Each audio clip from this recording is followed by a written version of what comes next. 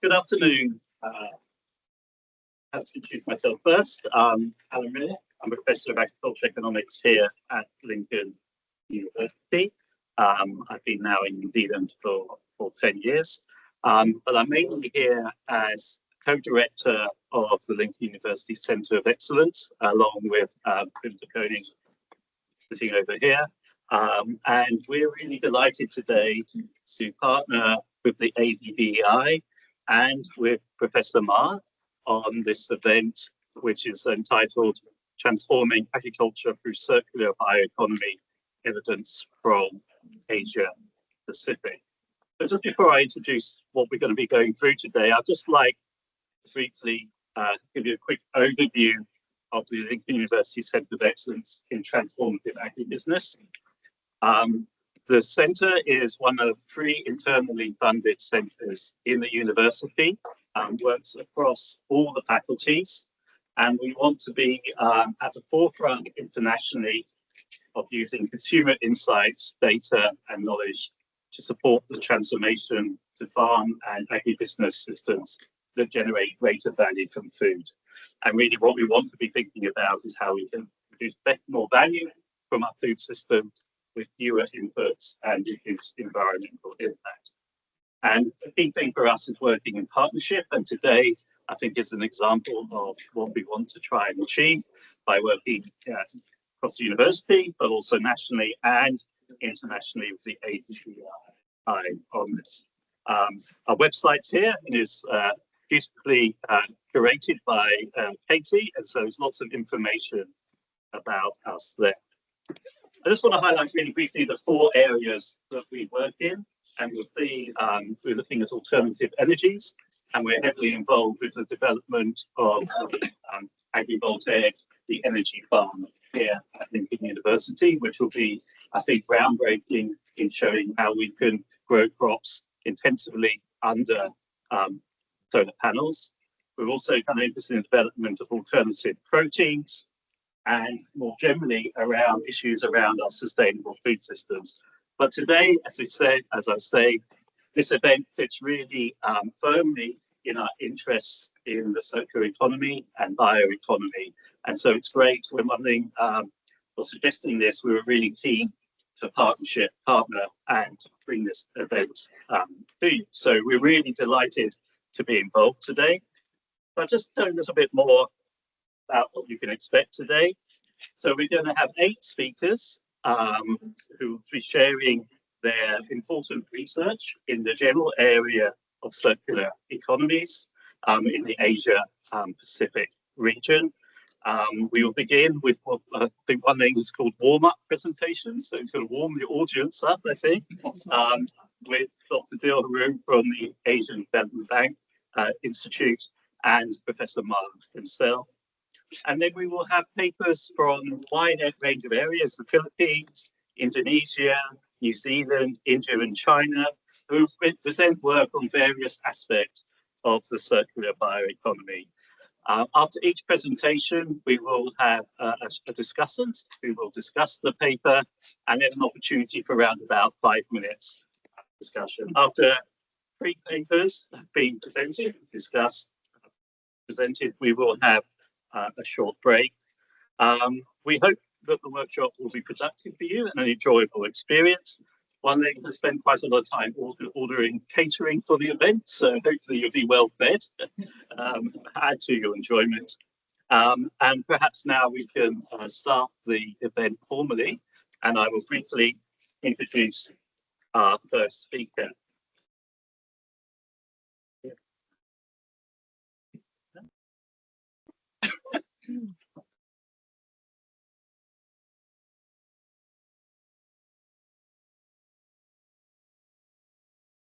So our first speaker today, I thought we need to find his presentation too. Yeah, and I think he will present his presentation, his slide by himself. Oh, okay. Yeah. Right, so he's Yeah. So our first presenter is Dil Haroon, who is the Vice Chair Research and Senior Research Fellow at the Asian Development Bank Institute. And before that, he was a Senior Program Manager for the International Maize and Wheat Improvement Centre, CIMMYT's Circular Economics and Sustainable Intensification Programs. He is from Bhutan, and before that he worked in the Royal Monetary Authority, Bhutan's Research and Statistics Department. He's also been a research fellow at World Fish Centre and a senior fellow and Japan chair of the Indian Council for Research. So it's a long history of work in the development area, and we're really looking forward today to hear his initial thoughts on our meeting. So Bill, I can pass over to you now. That would be great. Good afternoon, everyone. Firstly, I'd like to thank Professor Alan for the kind introductions.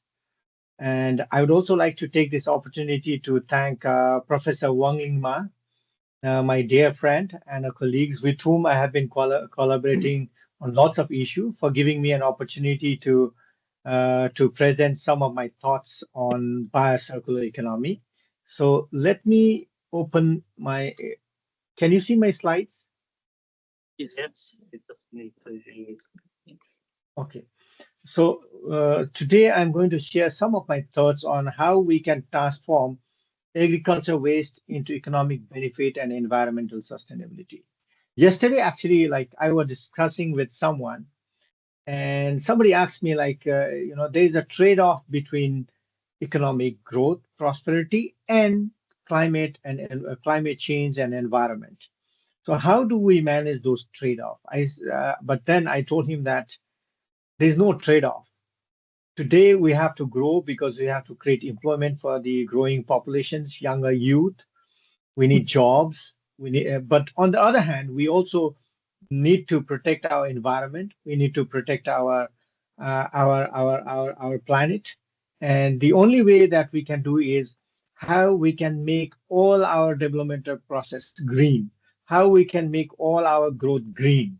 So biocircular economy is one of the strategies that can help us achieve growth, prosperity, but also contribute to green development, green economy. So we have to turn around these challenges posed by climate change and environmental degradations into an opportunity. There lies a humongous opportunity in this area, and we really need to be innovative enough as to how we can take advantage of this challenge and turn it into an opportunity. So in this presentations, I have four chapters. Firstly, I'll give you some background. Then I'll talk about how we can actually unlock the potentials of waste into an economic benefit through agriculture waste vaporization process. And in the third sections, I'll talk about the environmental waste can also drive environmental sustainability, not only economic prosperity, but also environmental sustainability. And finally, I'll try to conclude by giving some of my thoughts on what would be the policy options that is there for us in order to promote biocircular economy in Asia. To give you a brief background, agriculture production. Agriculture production is very, very important because it provides us with food that we need to eat, survive, the nutrition that we need. But at the same time, it also produces byproducts. These byproducts, the agriculture waste that you have, can also be turned around into economic opportunity. For example, like if you do crop cultivations, it will lead to residue formations together with food. And when we raise livestock, it also generates animal manure. And these byproducts that we generate are not small. It's not tiny. It's huge. Humongous amount of byproducts are being created. Just in the case of rice alone, in Asia accounts for about 667 million tons annually. That's most of the global total. Just imagine how much byproduct is being produced. And if you look at Vietnam, which has actually made great progress, at some point of time, the poverty was high, food insecurity high. Today, Vietnam has turned into a agriculture production hubs where they are able to export agriculture produce to other countries. But then together with it has also come is like the crop residue, 100 million tons of crop residues and other farming byproducts. India also faces humongous challenge with approximately 209 million tons of crop residue, and only 30% of those crop waste are being utilized. Rest are just left behind. So look at the waste that we produce through farming practices, through agriculture practices. So now conventional practice is that we do open burning and landfill disposals. You may have noticed that if some of you are from India, that the pollution in Delhi is because of cross residue burning in the states of Haryana and Punjab.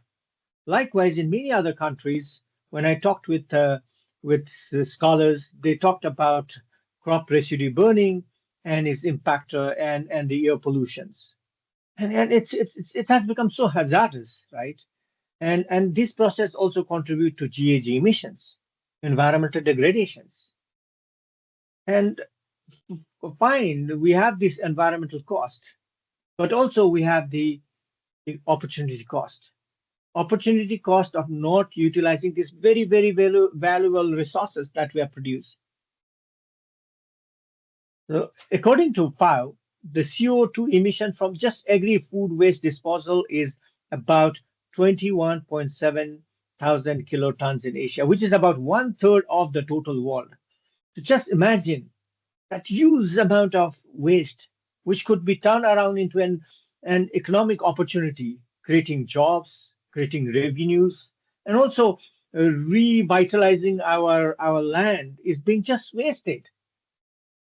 And now we have this biocircular economy techniques, new techniques that are that's emerging. People are realizing to turn around this waste into an economic opportunity. So now it's very important that we shift towards biocircular economy. So this is the background of biocircular economy. Biocircular economy is very simple concept. It talks about a system where we try to minimize waste. How do we minimize waste? And how do we maximize the resource use efficiency? And these are being done by reusing, recycling, and recovering of material and energy. Very simple, very benevolent concept, which we have actually not used until now in a larger scale, although we have been trying to use this in a smaller scale in our home front, in our small farming front. But now, given the challenges of climate, the environment, we really need to expand this biocircular economic concept in agriculture sector, of course, but also beyond. And if you look at this flow chart, you can see that the agriculture waste that we produce has to be managed properly. And we can divide into two parts. One is leading to the economic benefit. The other one is environmental benefit.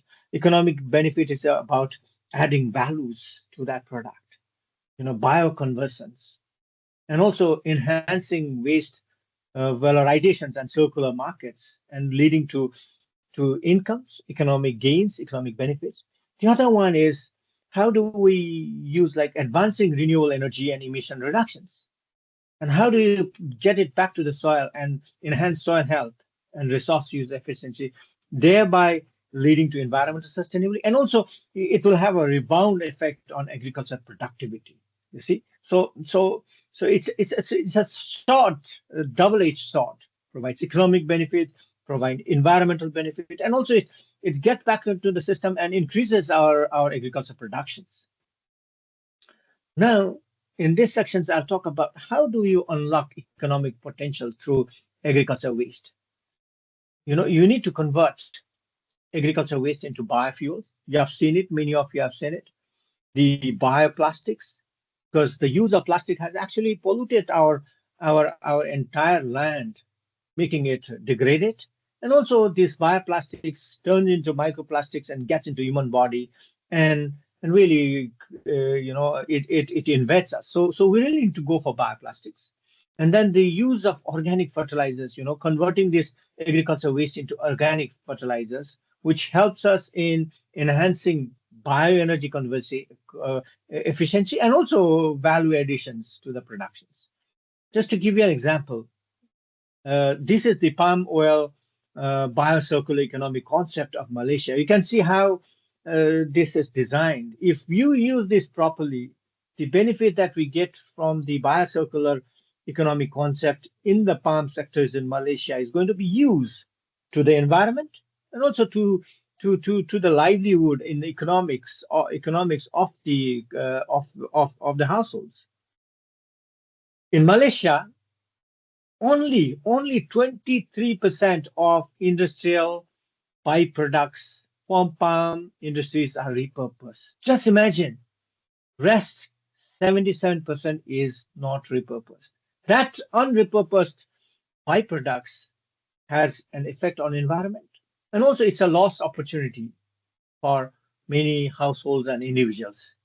Therefore, the Malaysian government has realized the importance of bioeconomy, and they want to address this inefficiencies by they have promoted waste valorizations, and the concept is reduce, reuse, and recycle strategy, fostering development of high value downstream products. So just imagine within the palm sectors what an impact that Malaysian government can create.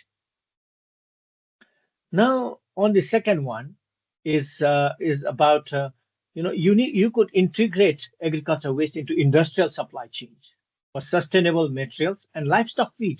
You can generate livestock feed. Is crucial for strengthening circular markets. It's the upstreams linkages and taking advantage of these opportunities of circular economy.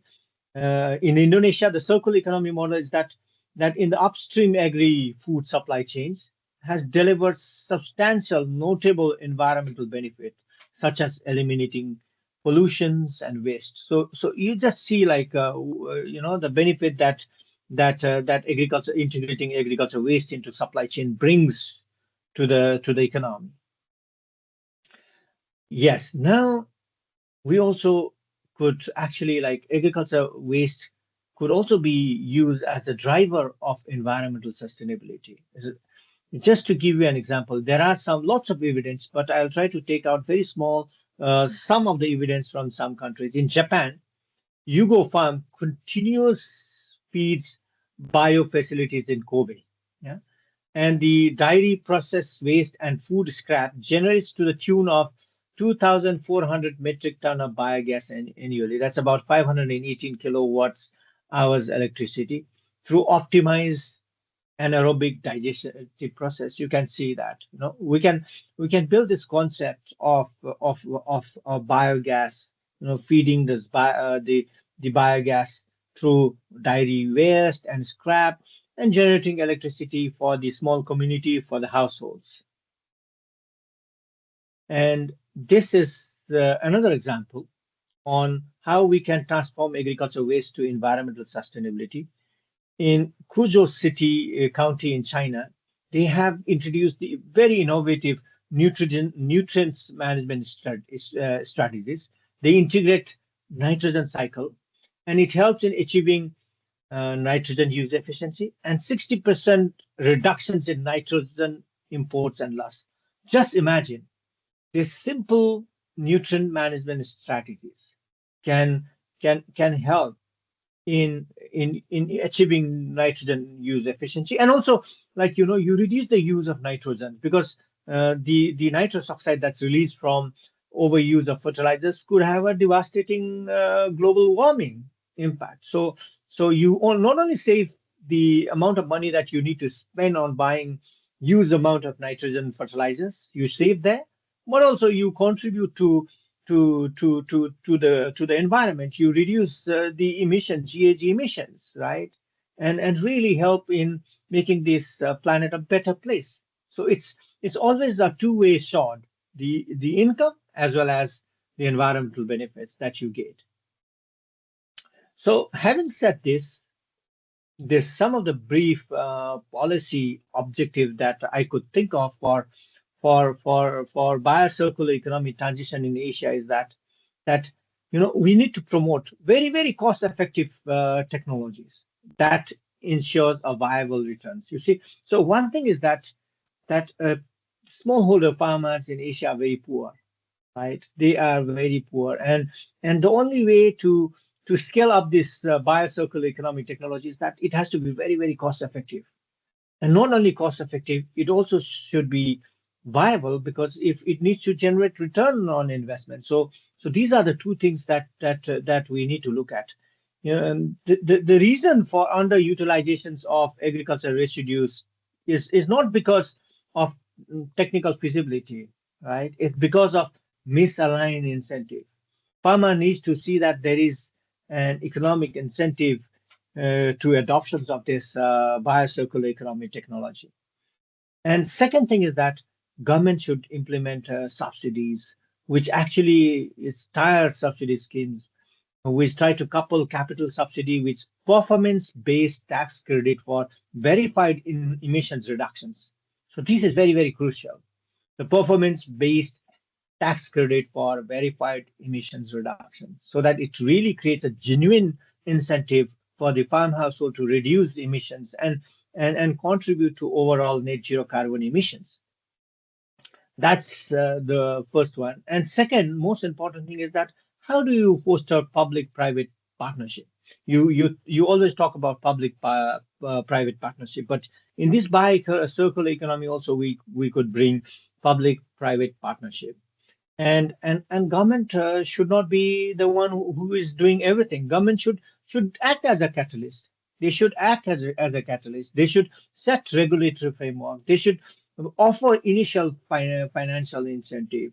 So they should be the catalytic player. And most of the investment drive should come from private sectors. Like private enterprise should bring technology expertise, the investment, commercialization capability. Hence, this public-private partnership for circular bioeconomy in agriculture sector could flourish and could be sustainable.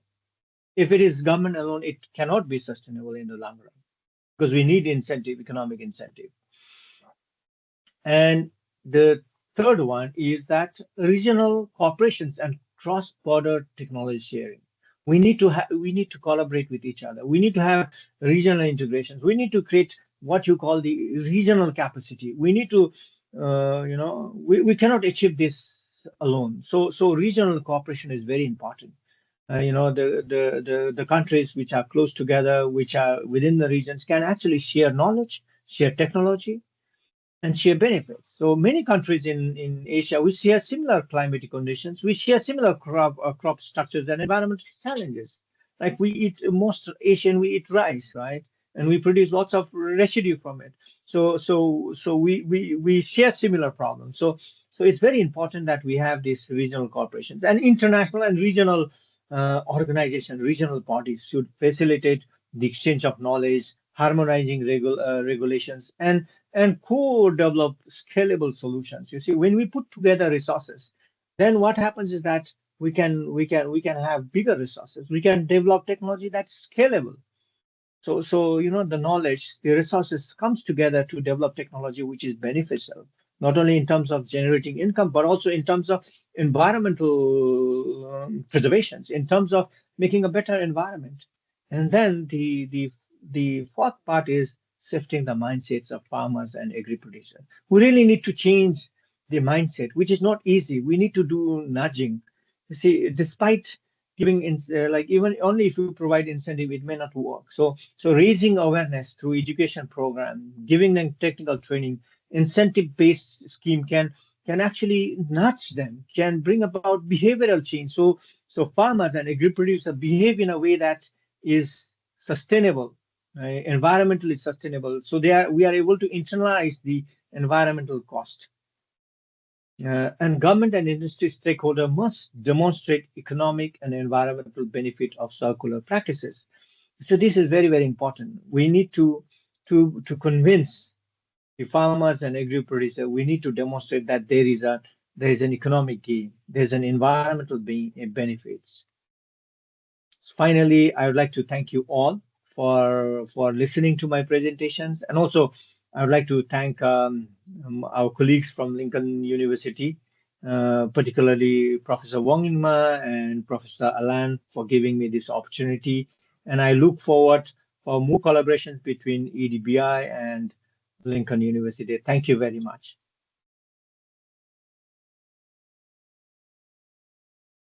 Thank you, Phil. That was a great warm-up for the event and some really great insights from what's happening in Asia, in this area. I'd now like to move on to our second warm-up act, Professor Ma.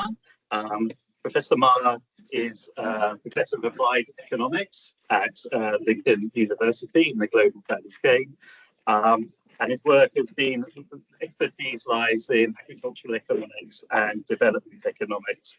And he's spent a lot of his time trying to, I guess, improve outcomes in Asia through his work. So I'd just like to welcome him, and he's going to talk about the promise and challenges of the circular bioeconomy. Thank you. Thank you very much for your nice introduction, Alan. So good afternoon and good morning for people online. You're welcome to this presentation. So today I'm going to talk about the promise and the challenges of the circular bioeconomy in Asia agri-food systems. This is a brief structure of the today's presentation. I will try to make it short because this is just a warm-up presentation, and we are a little bit run behind the time. And so what is the circular bioeconomy? The circular bioeconomy is emerging as a transformative force in Asian agriculture, offering innovative solutions to environmental degradation, resource scarcity, and rural poverty by converting agricultural waste into valuable products. To make it simple, circular bioeconomy principle is trying to convert agricultural waste into valuable products which can create income. And despite these significant benefits associated with circular bioeconomy, the adoption of circular bioeconomy practices across Asia remains uneven. So, for example, in India converts only less than 10% of its banana biomass into fiber. And despite there is a 32% of expansion in banana cultivation between 2018 and 2023. And in Indonesia, the fragmented agri-food chains report adoption rates below 10% due to weak inter-firm collaboration. So there's a great need to enhance the transformation of agricultural waste into valuable products. So the circular bioeconomy redefines agricultural systems by transforming waste streams into high-value products. This includes, for example, bioenergy, textile, and organic fertilizer. Therefore, reduce environmental externalities and supporting sustainable development. So, for example, the agricultural waste can be transferred to high-value products, which will, we say, improve environmental performance and also generate social economic benefits. For example, it will create employment in rural areas. And Thailand's climate resilient models highlight the value of technological innovation in optimizing the water waste food nexus. And it is reported that the adoption of climate-smart irrigation system has improved the water, energy, food efficiency by 20%. So here, the figure briefly shows that water and energy can be directly used to produce food and biofuel. And energy can be used to transfer water. For example, we need energy to pump water. And also water can be used to produce energy. So this is a circle. And the output of a circular bioeconomy, such as bioenergy, bio-based materials, and biofertilizers, not only enhances environmental sustainability, but also generates employment and create new income streams in rural areas. So here, it is reported that in India, the transfer of banana waste into banana fiber has created jobs and increased rural incomes, and especially in the textile sector. However, here we should notify that there is a gender disparities in transferring banana waste into banana fiber, because women are usually excluded from high value roles within the textile manufacture chain. So although transferring agriculture waste into valuable products can generate significant benefits, but there exist gender disparities. And also, so now I would briefly talk about the barriers to transfer to bioeconomy. So here, it is reported that in Nepal, a lack of community awareness regarding the importance of waste segregation and the environmental benefits of the biogas-based circular bioeconomy, coupled with limited technical skills, has significantly hindered the growth of the biogas sector. So when we transfer the agricultural waste into valuable products, we also need good technology and technical skills to do the task. And also, policy fragmentation further complicates the circular bioeconomy development, as agricultural, energy, and environmental policies often lack alignment. So here are two examples from Thailand and Indonesia. In Indonesia, so in general, we say that a cohesive policy that integrates agricultural, energy, and environmental goals is urgently needed, because different sectors must work together rather than they work separately. And also, the structural inefficiencies in supply chains and infrastructure also pose significant barriers for the transformation to circular bioeconomy. It further highlights that different sectors, because we know in supply chains we have different actors in the chain. So different actors, different organizations must work together. And also here, finally, I would like to briefly talk about some policy pathways for transferring to circular bioeconomy. The first one is strengthening the incentive-driven models to integrate financial support with cooperative-led participation. So expanding such models across Asia can incentivize participation, ensure economic viability, and enhance waste valorization at the local level. And also investing the decentralized and cost-effective technologies. And Dr. Dio Rahota has also talked about the cost-effective strategies. Is also crucial to bridging scalability gaps. And finally, fostering cross-sectional governments platforms can enhance policy coherence and streamline regulatory framework. As previously mentioned, that different sectors must work together in order to improve the transformation towards circular bioeconomics. Now, thank you. That is my presentation.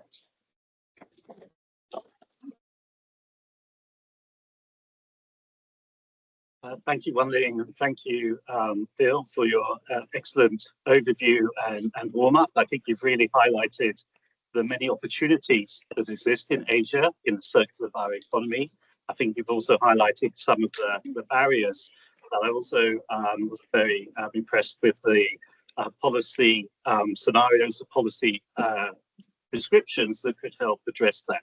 So I think that sets the scene really well for our formal papers today, the presentations that we're going to have. Hopefully we have some chance to discuss some of the things that Dill and Wanling raised, because I think there's many issues in there that are important to us, but hopefully they will come out in context of the papers that we have. So I'd really now like to move on and introduce our first speaker, Dr. Tiffany Chickentire. Obviously very pleased to welcome Tiffany, as she is a postdoctoral fellow in the Land Economy Centre of Excellence that Tim and I co-direct. And she is a postdoctoral fellow in bioeconomy. We felt this is one of the areas we really wanted to enhance our research in. She came from us after doing a PhD in supply chain, and she's very interested in rural development and circular and bioeconomy as well. So today she will talk about the state of circular bioeconomy research in Australia and New Zealand in a systematic map. So welcome, Tiffany. Thanks, Alan. So we've gone to Asia, now we're coming back to the Pacific today. And it's my pleasure to present on behalf of Maya and myself. Maya's a colleague at CSIRO over in Australia and the lead author for this paper. So alongside the growing population that we have, we're continuing to extract resources at a greater rate than our planet can handle. Basically, when we look at this take, make, destroy model that we have, this accounts for about 50% of our global greenhouse gas emissions and 90% of our resource impacted water stress and biodiversity issues. So when we take this pressure and we put it alongside the growing pressure of decarbonisation for our economies, we start to see that our current economic models and systems, they don't work. We need to do something different. And so we've seen all these different types of models to come out. We have the triple bottom line, the 3 Ps, the scope 1, 2, and 3 emissions for supply chains and businesses, things like regenerative agriculture. And today we're going to talk about the circular economy and bioeconomy, which is particularly important for New Zealand and Australia, given our reliance on these industries. But when we look at this in a general sense, there's not any research that's investigated how they've been developed and applied in Australia. And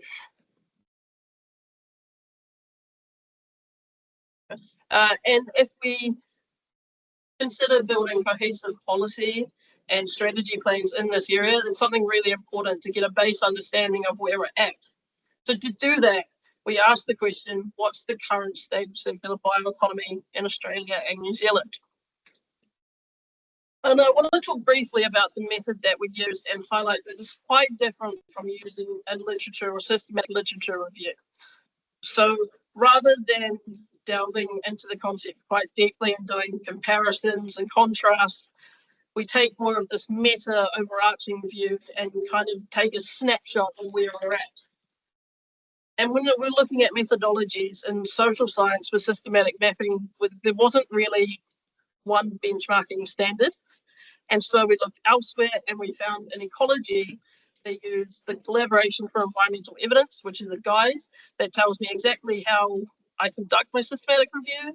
And the ROSES, the reporting standards, tells me how I report it, how I present my evidence. So it's quite a well-defined research design structure that we use. So if we take this ROSES diagram and we look down on the left-hand side of it, we can see right at the top, we use 4 different databases for our search. We use Scopus, Web of Science, Science Direct, and ABI Inform. And down the left side tells us our numbers as we go down. So we remove duplicates, titles and screening, if we couldn't get the full text, and then if our population was wrong. So if the CEE has this eligibility criteria based on the type of question structure that you ask. And so our relevant population or eligible population were located in Australia and New Zealand. And I'll point out we didn't use papers if it was an Australian or a New Zealand author, but not based in one of these countries. So the research had to be based in New Zealand or Australia. They self-identified as engaging in circular bioeconomy. and we use papers published in the last 10 years, which is just quite a well-used practice across literature, but it turned out that this didn't really matter because the earliest paper we found was 2017. So we ended up with 61 papers for our analysis, and I don't have the notes here. Over half of these papers were review papers. One paper was conducted in both New Zealand and Australia. 79% of the papers were focused in Australia and the remaining in New Zealand. So it's quite heavily focused towards an Australian economy. And you can see here using this research domain, which we used an online classification, that wasn't one that we just came up with ourselves. It's really heavily science focused across environmental science, agriculture, engineering, and energy, which is not surprising given the land-based nature of this type of research. And we had 61 articles across 42 different sources, which seems like quite a lot and quite broad, but then looking at a different literature review that's been conducted recently, they had 68 papers and 47 different sources. So the field's quite scattered and it's quite wide. Now we took the research and we compared it or placed it across the circular economy, the bioeconomy, and the circular bioeconomy, which are three distinct frameworks, and they have their overlaps as well. So the Ellen MacArthur principles, Ellen MacArthur Foundation is kind of the pioneer in the circular economy space, and they base their definition on their three principles, which says we eliminate waste by keeping our resources in the economy as long as we can, circulating that at the highest value, and then by doing that, we're minimizing primary resource extraction, so we're regenerating nature. So applying those papers across, most of it was circulating at highest value, which when you're considering what we're doing, particularly when you're talking about agricultural waste, you're turning waste into an input, something of value. So it makes sense that this is what we saw. Now the 10R strategies is just taking produce, reuse, recover, recycle, and it stretches it into 10 different strategies. Where we start at the top, it's about rethinking our system. And then we move into we call it cascading, which is where we're recycling our products. And then at the end, we're thinking about recovery. So that would be turning our waste back into something like a compost or a biofertilizer. And you see here by the papers, about 35% of it was to do with recycling, and about 15% was to do with recovery. So recycling is when we're still using it. Recovery is the phase where we have a product that we would no longer consider renewable. So something that was going to go to landfill, we're then perhaps burning it, for example, and using that as energy to go back into the system. And by energy, I mean into a fuel of some sort. And we had a number of papers that looked at a couple of different 10Rs here. Now, when we think about the bioeconomy and we think about the way that governments conceptualize the bioeconomy, they tend to think of it in three different areas: as a resource, as a technology, or as ecology, sort of nature. And so we put it against that, and we found that most of the papers were concerned with resources. Interestingly, when you look at this, no paper focused on all three areas. Which, while interesting, probably not surprising given the breadth and the complexity of dealing with such a topic. And then when we looked at the circular bioeconomy, so one of those eligibility criteria was that they self-identified as circular bioeconomy. But when we looked at what that meant in the actual papers, 40% were just a keyword. So the keyword after the abstract of the paper, or maybe they used it in an introduction. Minimal was it was used in a sentence in the introduction or maybe the discussion. Detailed was the research was actually about the circular bioeconomy and using case studies or field experiments. And then about 30% dealt with new frameworks. So these were usually the review, the conceptual papers. They looked at how do we redesign what we have to move towards the circular and bioeconomy.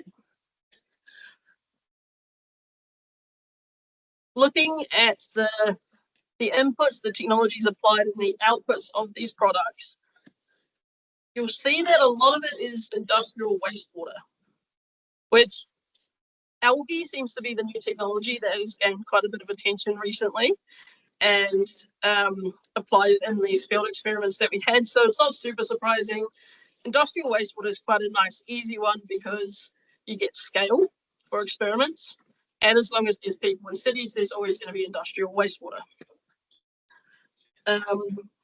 Looking the forestry is perhaps a bit low, which when I looked at European research, for example, I'd expect that to be a lot higher, as a lot of the bioeconomy research started in the forestry area.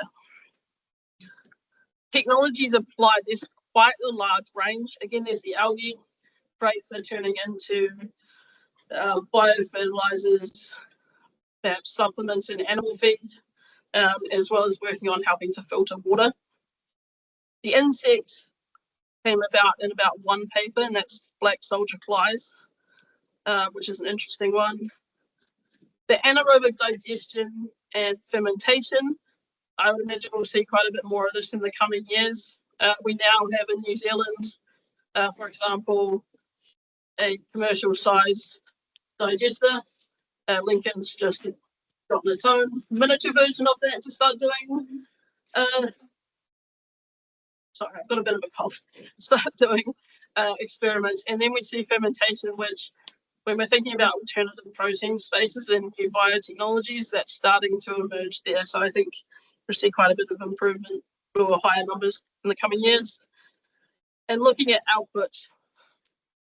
So what are they turning these products into in these papers? Generally, nutrients, biofertilizers, soil. And a little bit for just general bioenergy. And a lot of those outputs, again, came from those conceptual papers where we're not drilling down into experiments. We're just talking about using products in a more general sense. But what does that actually mean? So when we looked at these papers as well, we looked at the social science participation, underrepresented, 28%, which when we're looking at new innovations and technologies, it's not enough to push that out onto the market. When we want to talk about market adoption and policy changes and investment, we need to be starting to talk about the social side to understand what it is that consumers are thinking and feeling and their motivations or lack of motivation for adopting different technologies. There's a lack of consistency across definitions, which is not surprising. The field's still relatively new, but we are starting to see some really consistent themes coming out of definitions, and there is opportunity there for countries to come up with their own sorts of definitions for what they would consider to be a circular bioeconomy. Waste valorization, which was talked about in the first couple of presentations, have been key focuses in the research that we've been looking at, which if you're a business and you're wanting to look at future investment priority areas, this is perhaps it. But there are also a lot of challenges there in terms of access to capital. Collaboration between Australia and New Zealand researchers. We only found the one paper that was in both countries. When you look at the cooperative efforts that we have between the country and the collaborative efforts in different sectors, there's an opportunity there, and especially for public, private and community-led initiatives and research. And there was a lack of cohesive set of bioeconomy assessment tools.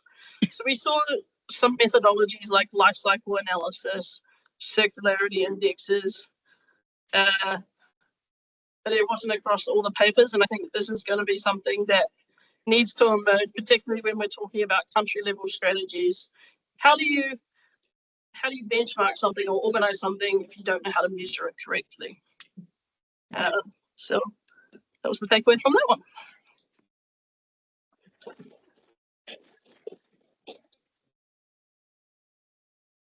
Thanks, Tiffany. I'd just like to introduce our discussant for this paper, Dr. Victoria Westbrook, who is a senior lecturer in the Land Management Department. What's it called? Land Management and Systems, I should say, department in the Faculty of Agribusiness and Commerce.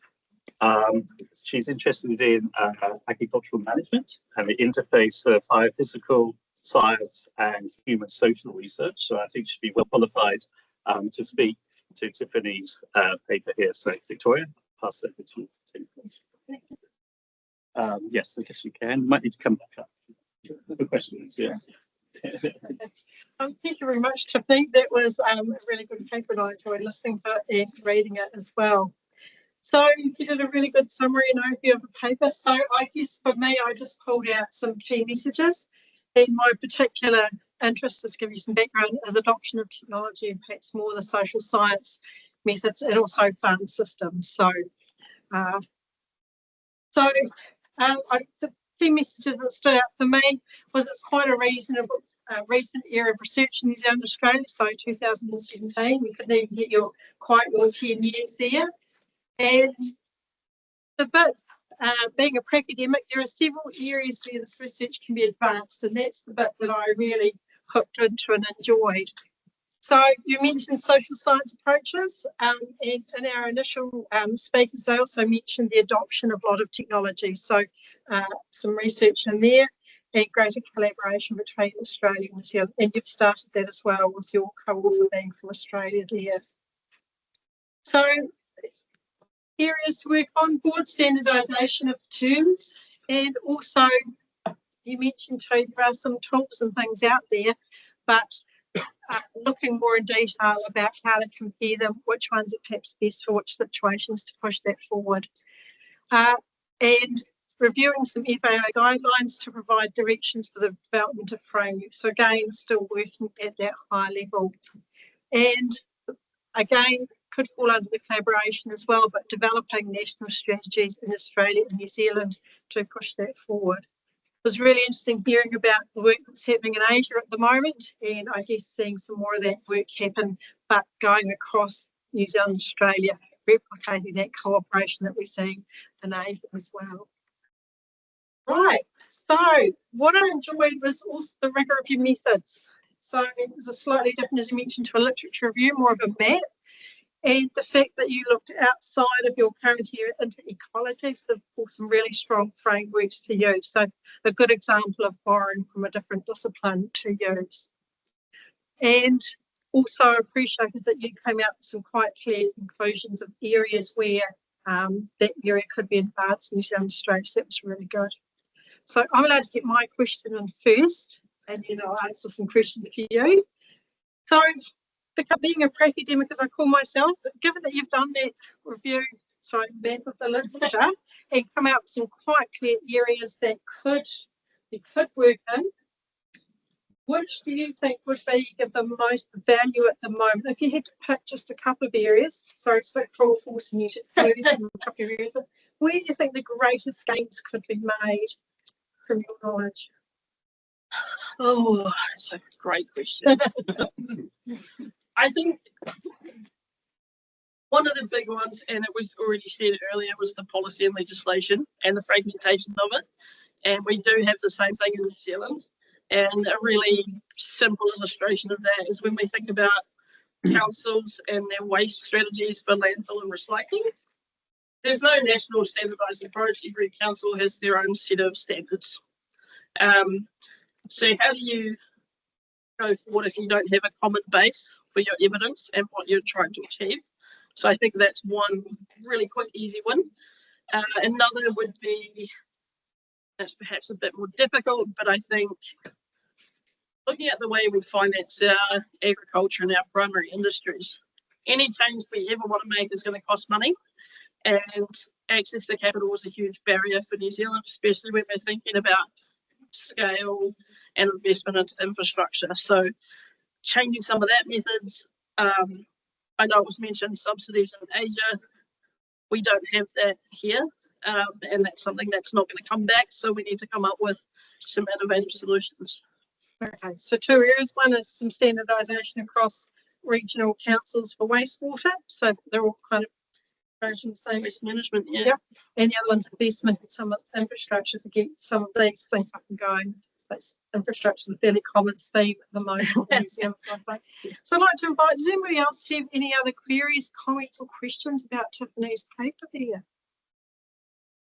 So you say about subsidy, but I mean, if we manufacturers were forced to reinstate an extra levy or something to recycle that item, or at least to find another end use for it, would that not kind of incentivize more of the bioeconomy type of stuff? We'll definitely incentivize it for sure.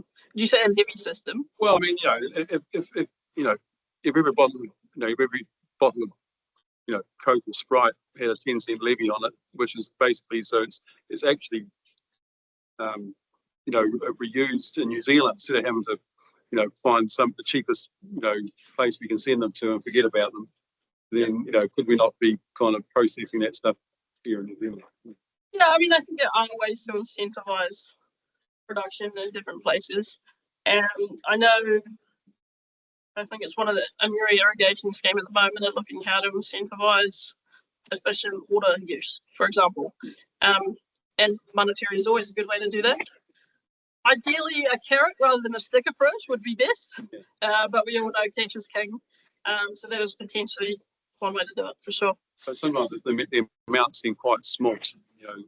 10 cents on a $2 drink or something like that doesn't seem so excessive that it wouldn't be, a fuller circle of reuse.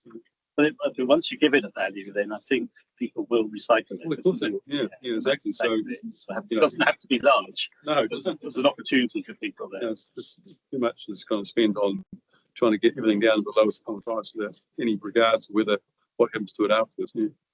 Another potential research project for Tiffany. We're up to 3 so far. Let's go another question. So what's your methodology of analyzing all the articles? Do you do manually or use AI? We did it manually. So we had a table of all the codes that we wanted to use. And that was basically the way that the results came out. And every paper was gone through individually and put up against that. So that's one of the reporting standards for a systematic map. So at the end of this paper, when it gets published, there'll be a list of every paper and all the codes that we used to make it transparent. Great, time for a final query before we wrap up the session. Yes. I'm interested in, like in the first paper we heard, gentlemen talking about mindset and how, yes, it's great to have an economic incentive and it needs to have an economic incentive, but that there is an element of mindset, and so educational programs are important. Can you comment on that? I'm thinking about the mindset of a lot of people in agriculture in New Zealand. So I guess that falls under your social research. I think it does, yeah.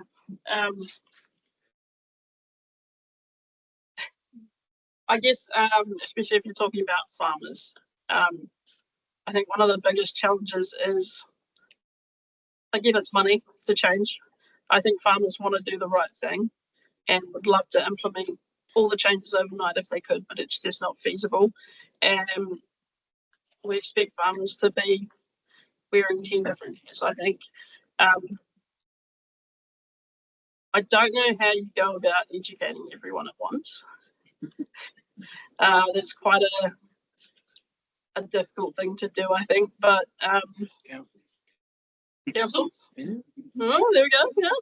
They have to enforce it. Enforcing, yeah, I think educating those, getting the information out there in the first place. So how do you go about that before you start enforcing it? I don't know, that's your Okay, I'm just aware of time, so I've got 3 new research questions for Tiffany and your one paper. Thank you very much. Thank you.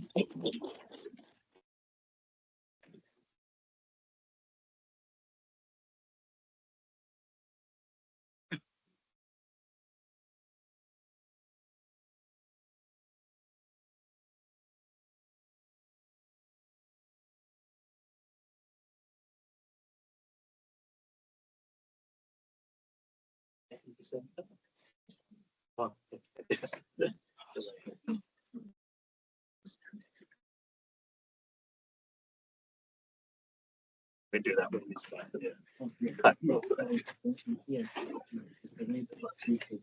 Yeah. Okay, our next speaker will be online. I'm delighted to introduce Hong Yun Chen from Huazhong Agricultural University. I'm delighted to welcome him on two fronts. Is that we have an ongoing relationship with Huazhong, and we've just started this year a new institute with them, and we're working closely with them.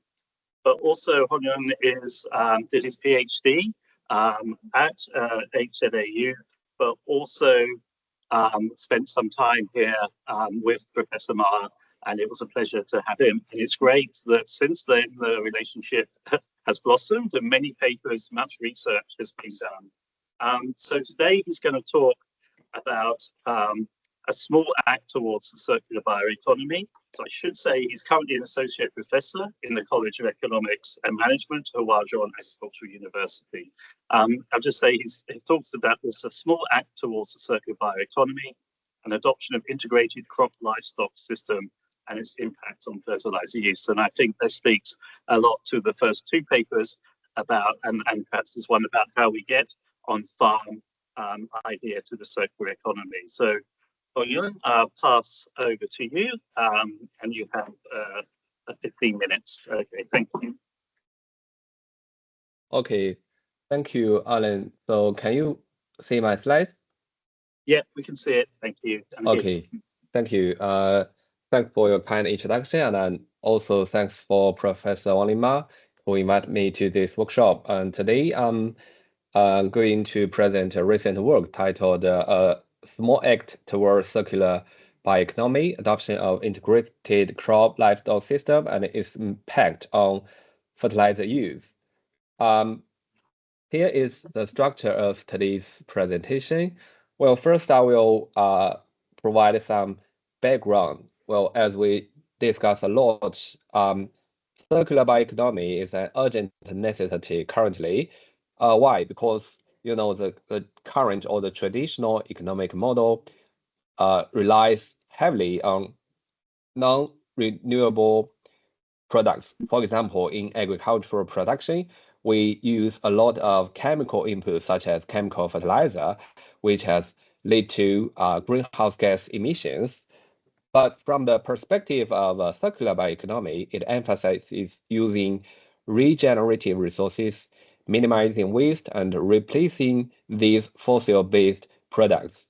So the right illustrates how, for example, the biomass circular in the society and nature. And also, previous studies have already emphasized that developing a circular bioeconomy could bring considerable economic benefits. But in this study, we focus on smallholder farmers. But why we focus on smallholder farmers? Because globally and also in Asia, the smallholder farmers still dominate the agricultural sector. The data shows that smallholder farmers with less than 2 hectares of land continue to dominate the agriculture proportion. So how can they contribute to circular bioeconomy? For example, the farming and the livestock activities produce the biomass that can be used in the circular bioeconomy. So in this study, we focus on the crop-livestock integration and also other practices, including agroforestry and organic farming has also been emphasized by existing studies. And previous studies also have emphasized the positive impacts of the mixed crop livestock system adoption on developing a circular economy. So specifically, it can be developed by 2 aspects. First, it can use regenerative resources, and also it can be used to replace fossil-based products. For example, I've just searched for some photo from China. Well, you can see that the crop store can be used for livestock, and also the forestry and the pig sector can be integrated. But previous studies have emphasized that the mixed system actually can contribute to the circular bioeconomy. But most of the existing evidence mainly derives from the field experiments or the simulations. A bigger challenge is how to explore the actual effects.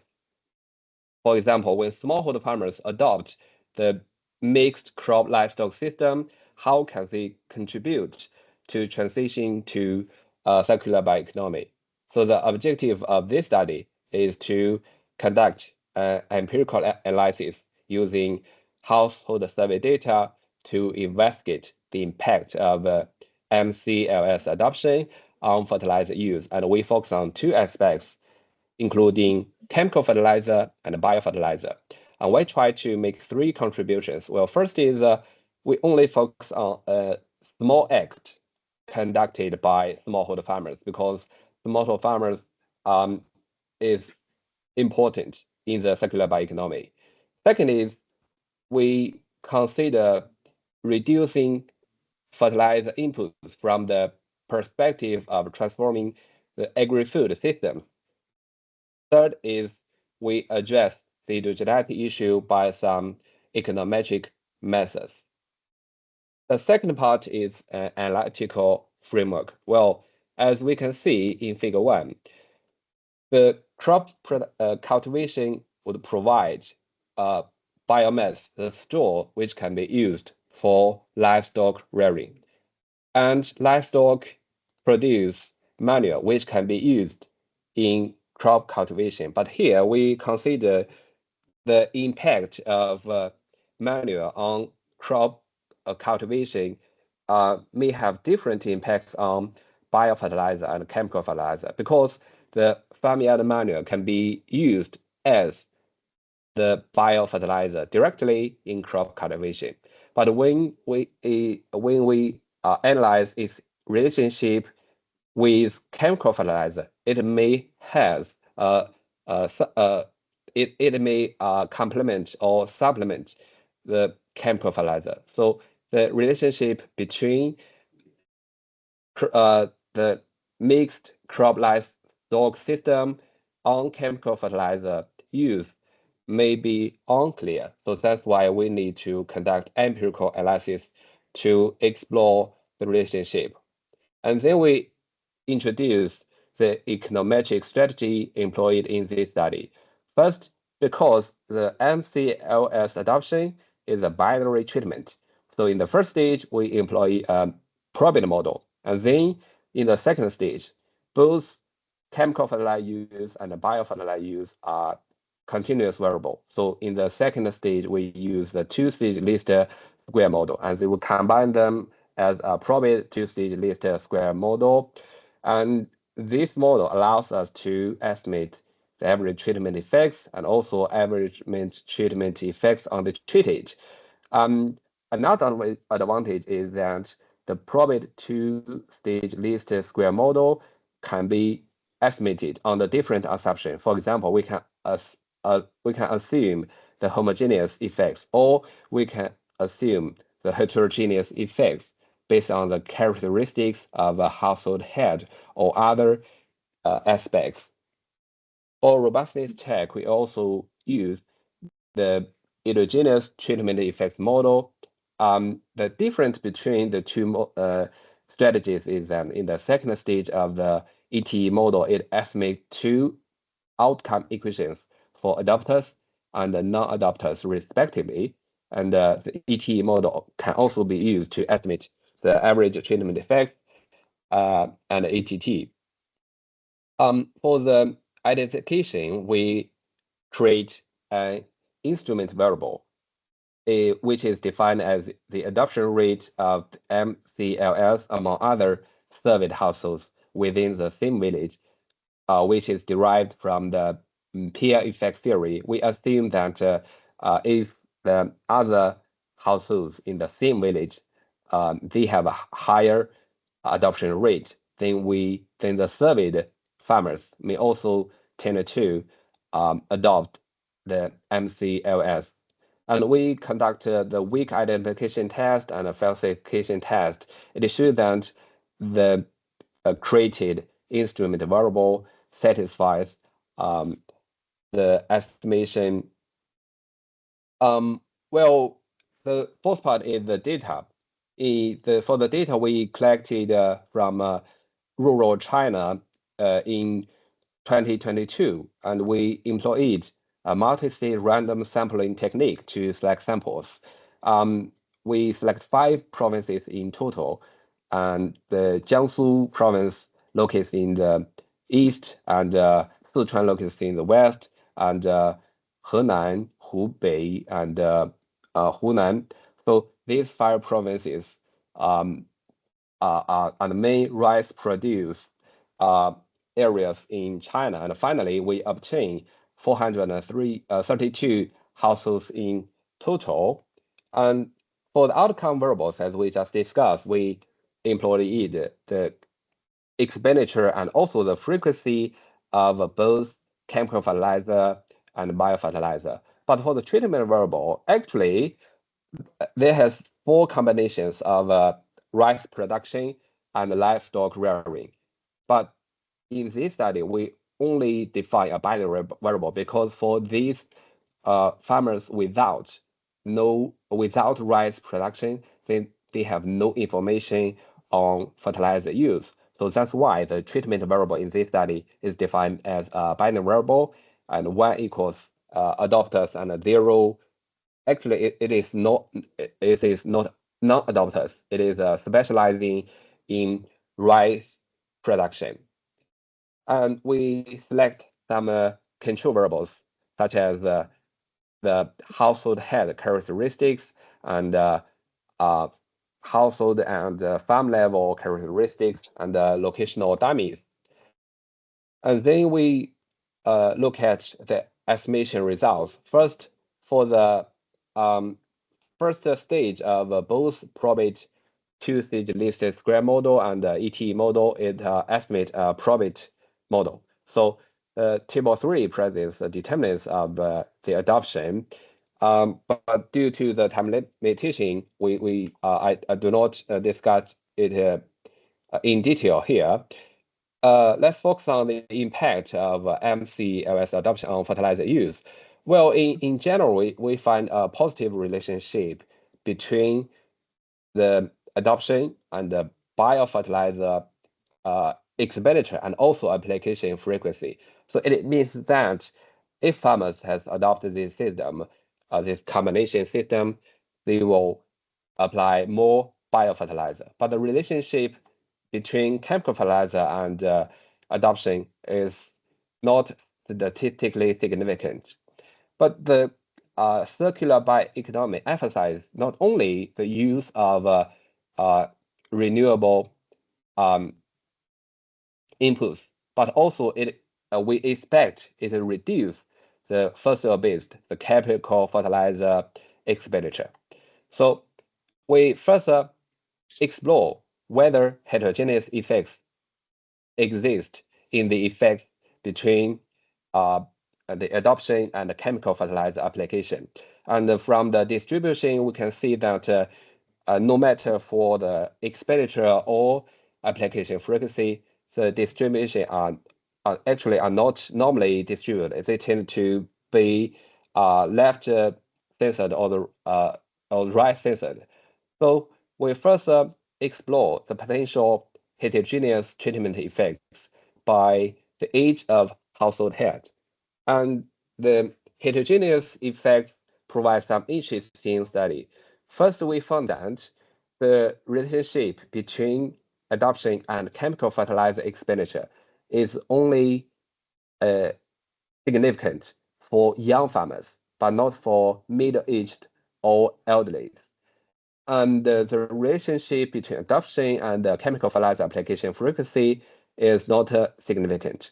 So that's the results of the heterogeneous analysis provide a potential explanation for the result in table 4. That's why the relationship for the whole sample, and it has no significant impact on chemical fertilizer expenditure. And another case is that if we transform the system, whether farmers would have better or worse farm performance. So we selected 2 indicators, including farm revenue and production cost. Well, we found that the treatment effects are generally positive and statistically significant. But also we need to pay attention to the effects on production cost. We can see that it can also increase production cost. Although in our study, it has no statistically significant effect, but generally it will increase production cost.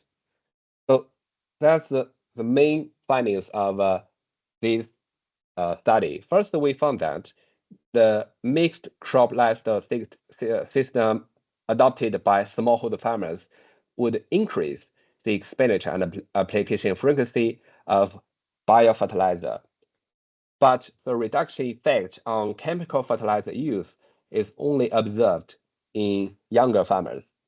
And also, it is positively associated with increasing farm revenue. So it will help farmers to enhance economic outcomes while supporting the objectives of circular bioeconomy. So that's all for today's presentation, and welcome your suggestions and suggestions. Thank you.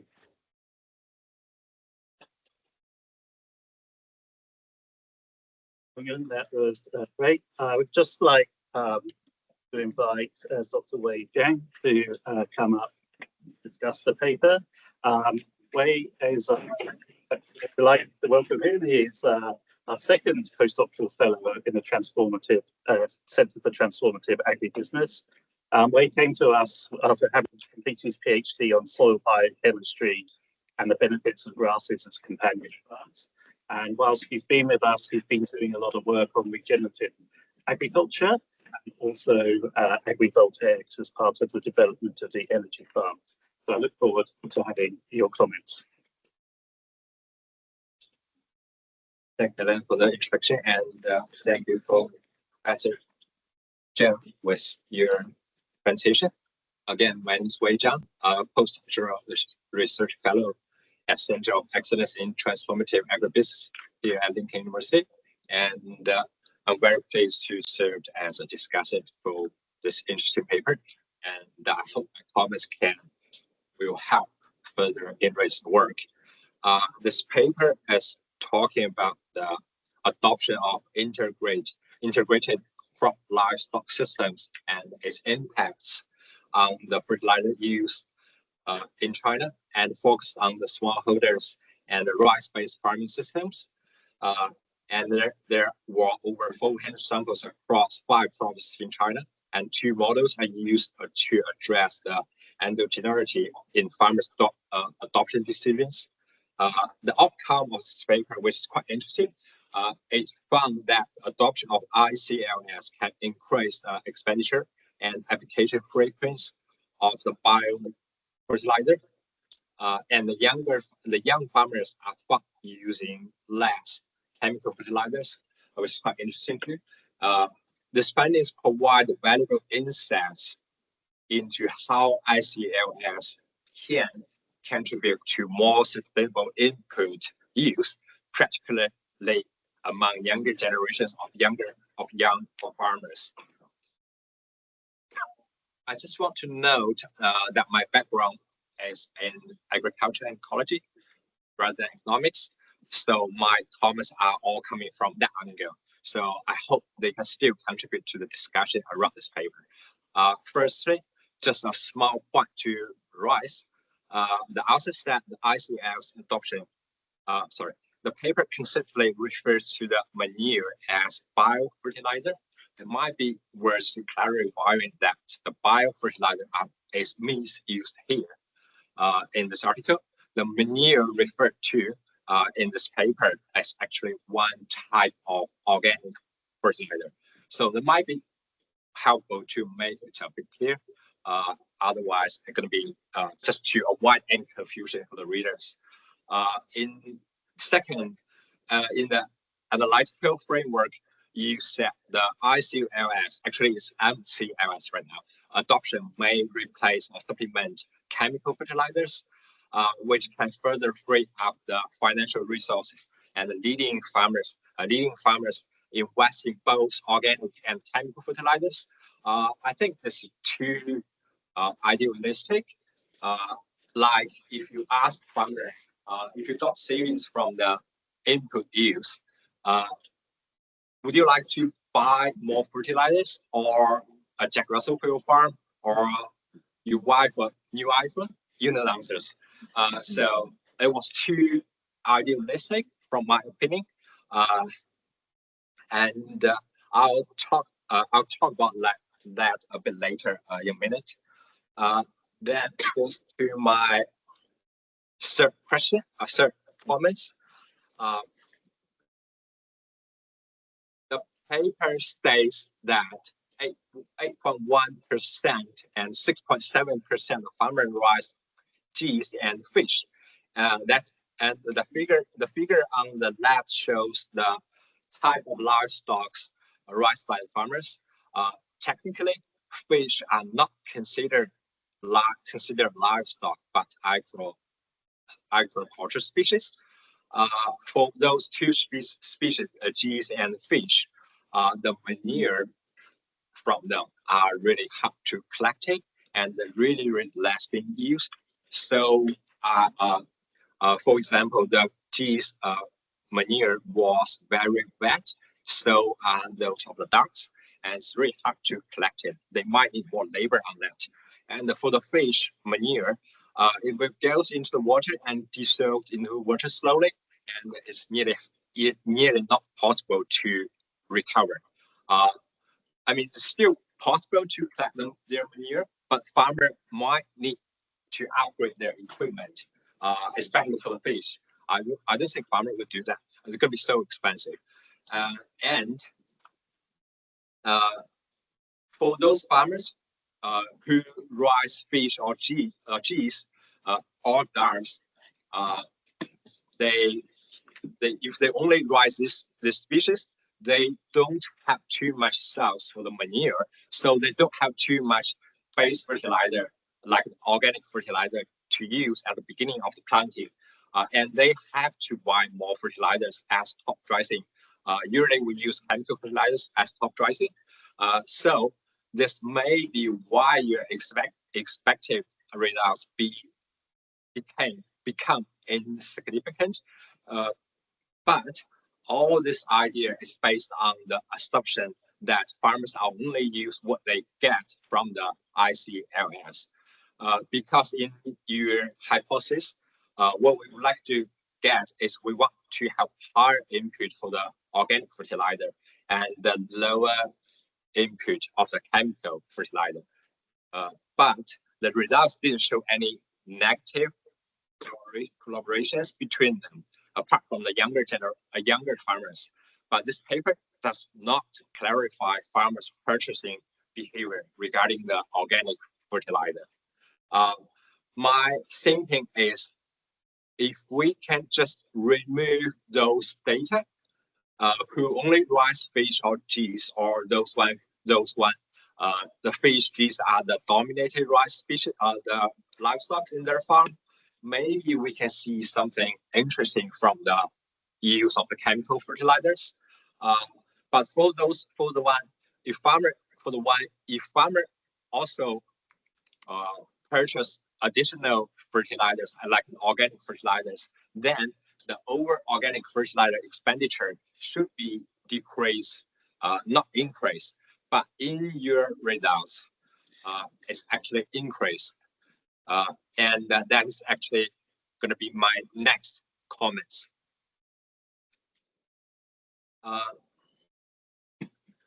In this paper, you use the value of self-produced manure as a biofertilizer, actually the organic fertilizer expenditure.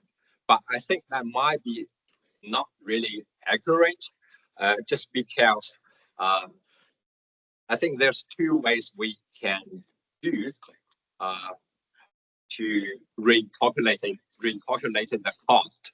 One is to include the labor, time, tools, and land management cost, etc., together with the input of the value of the manure. The other one is to include only labor, tools, and the land management cost, assuming that the manure itself is free. It's a byproduct. But one thing we need to know is that the expenditure more doesn't mean we're using more organic fertilizers.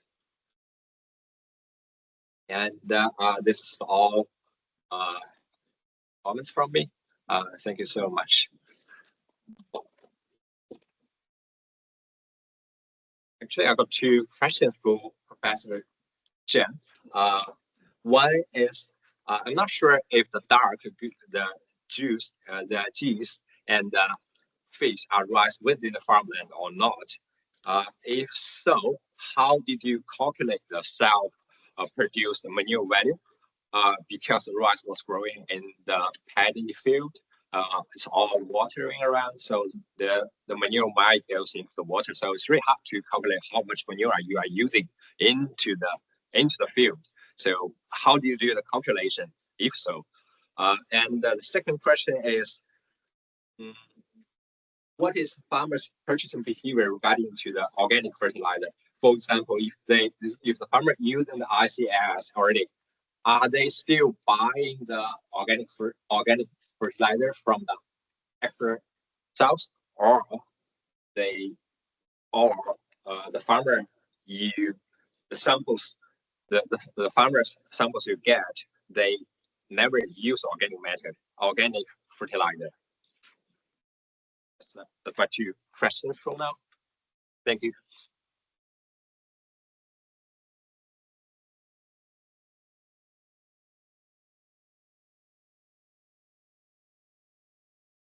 Let's answer, Hong. Yeah, so should I give a response here or more questions from the audience? Yeah, we'll just respond first to these. That'd be great. Yeah. Do I need to repeat my questions again? Okay, yes, thank you, Dr. Zhang. Thanks for your comments and suggestions. Yeah, we still have a lot of work to do. Yes, the primary objective of this study actually is only provide initial insights between the transforming agri-food system and fertilizer application.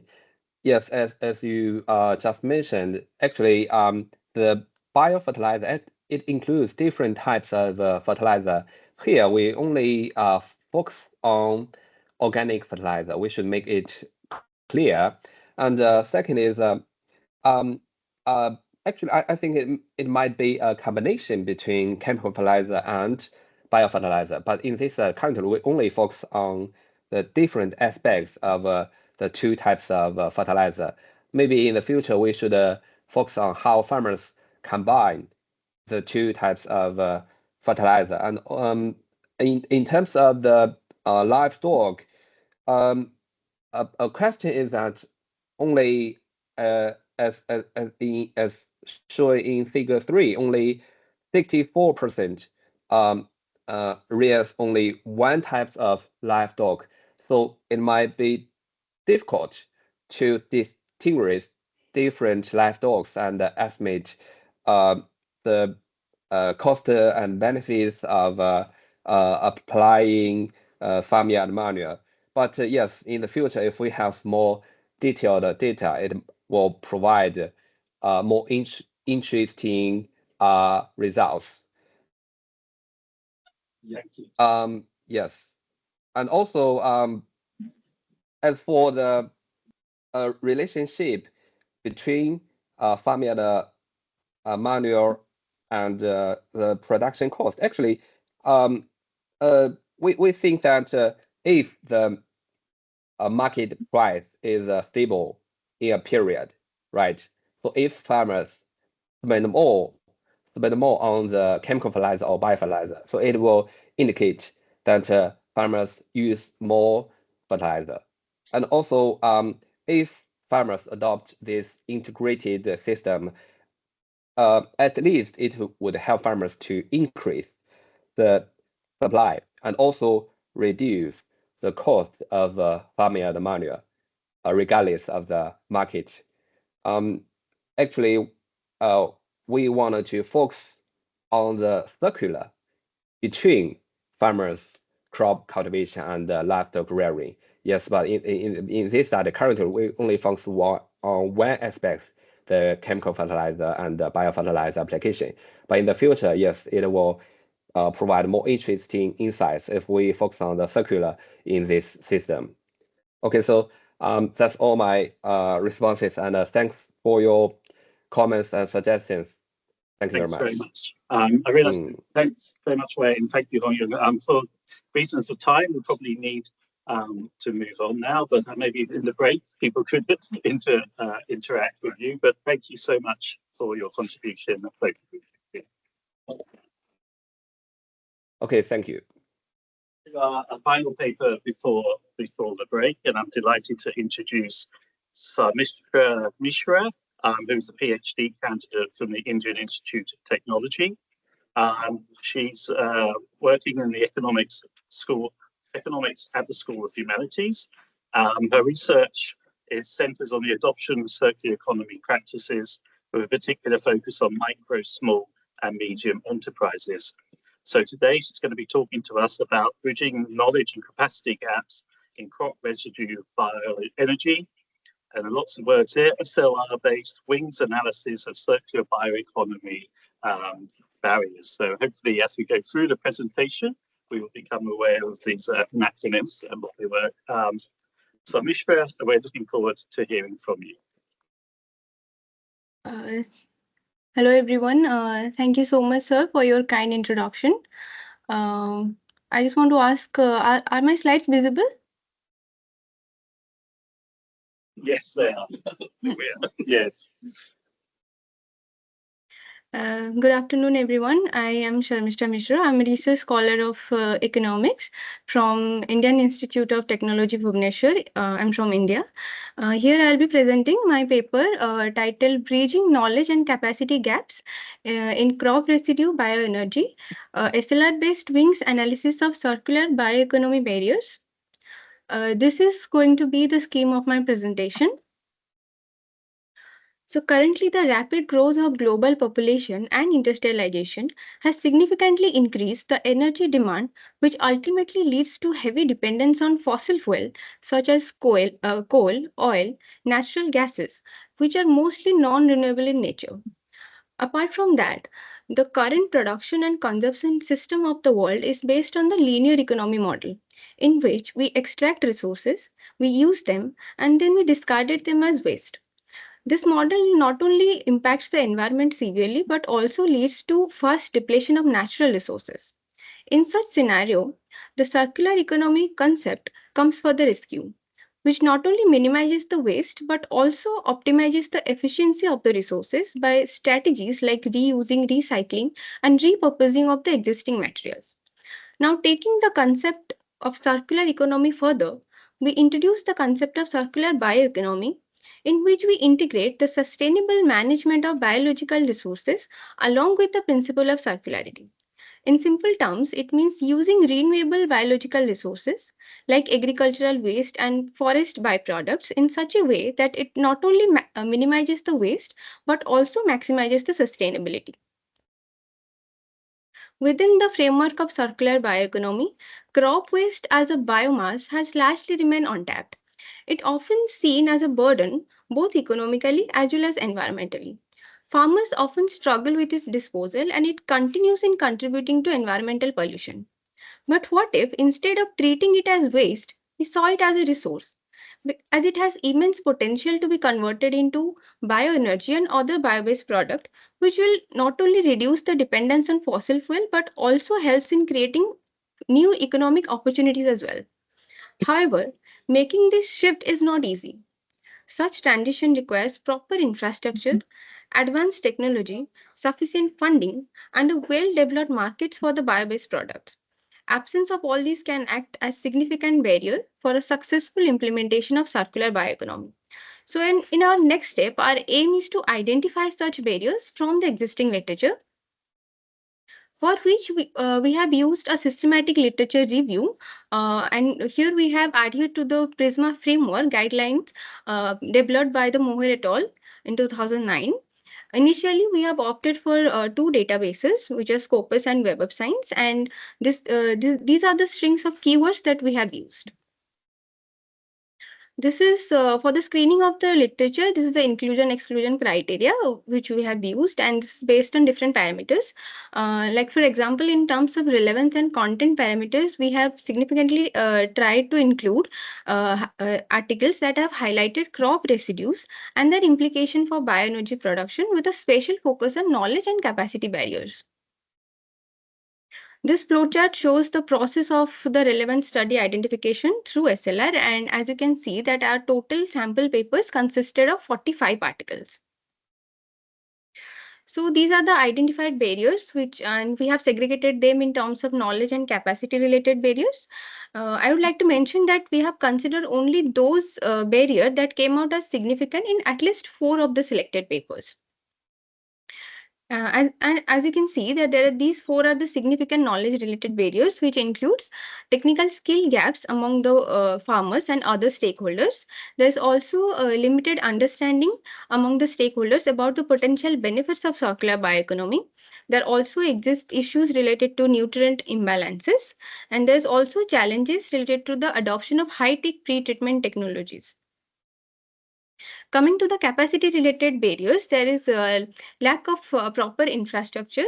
There is also absence of a well developed market for the bio-based product. There's also disagreements among farmers and other stakeholders as well as policy makers. There's also challenges related to the global supply chain. So based on the systematic literature, these are some of the research gaps that we have identified. While there are several studies that have identified numerous barriers that hinder the crop residue bioenergy production, there is still a dearth of comprehensive and rigorous empirical research, particularly related to knowledge and capacity barriers. Apart from that, the interrelationship among the knowledge and capacity barriers have also remained unexplored. Hence, our studies seek to contribute in identifying and analyzing the key barriers hindering the crop-waste bioenergy production within the circular bioeconomy framework, to examine the contextual relationship among the barriers and to understand their dynamic interactions. So, in order to achieve those objectives, these are the methodological framework.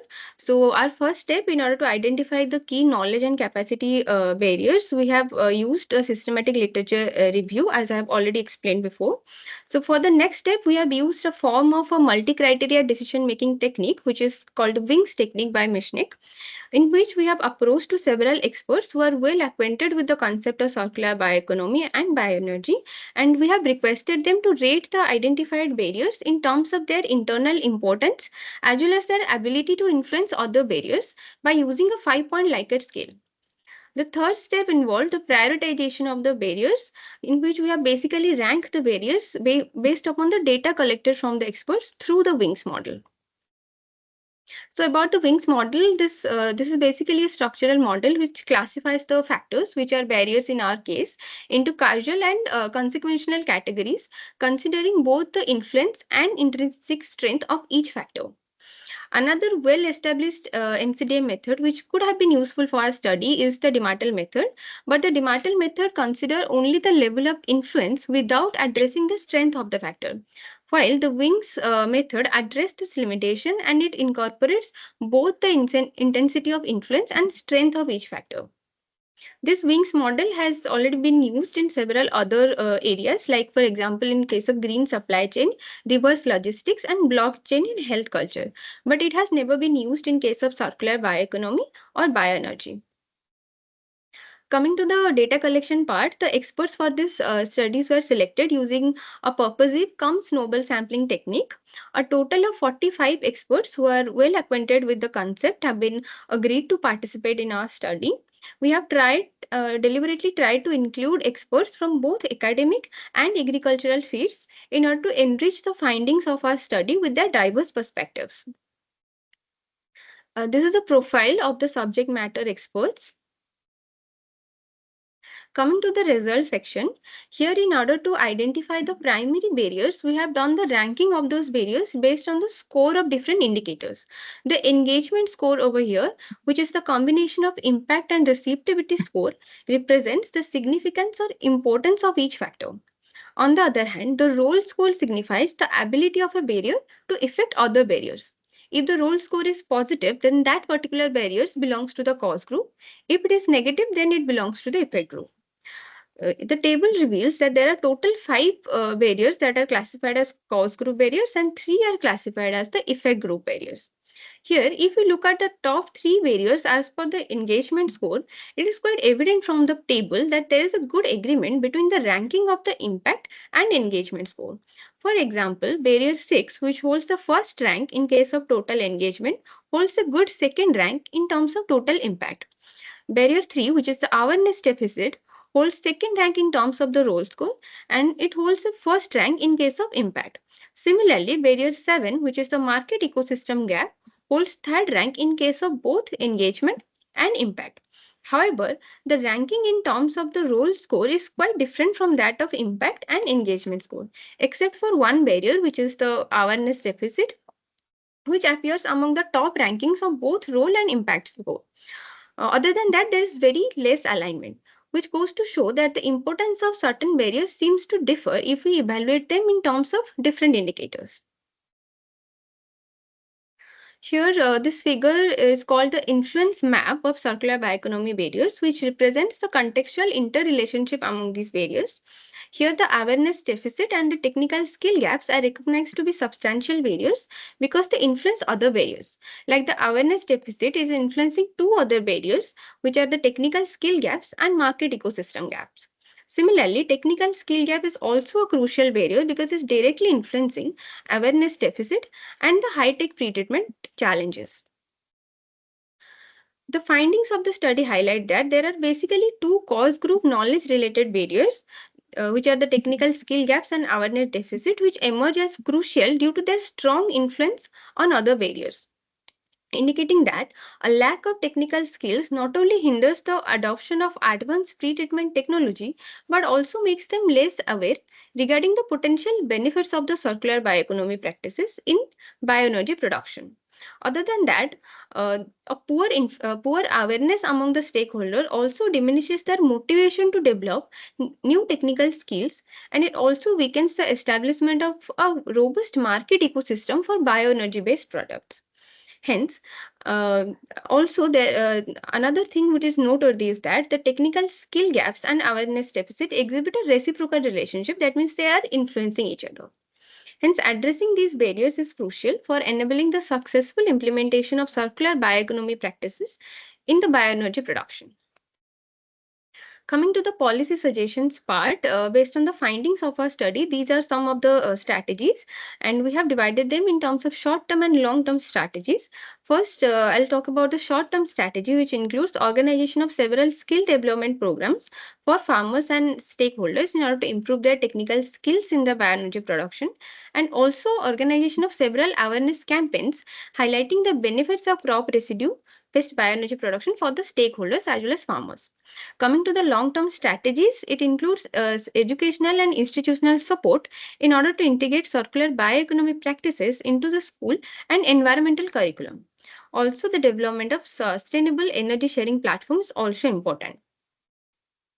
Coming to the limitations of the study, here the identification of the barriers is done through a systematic literature review, and we have opted for Scopus, Web of Science and Google Scholar.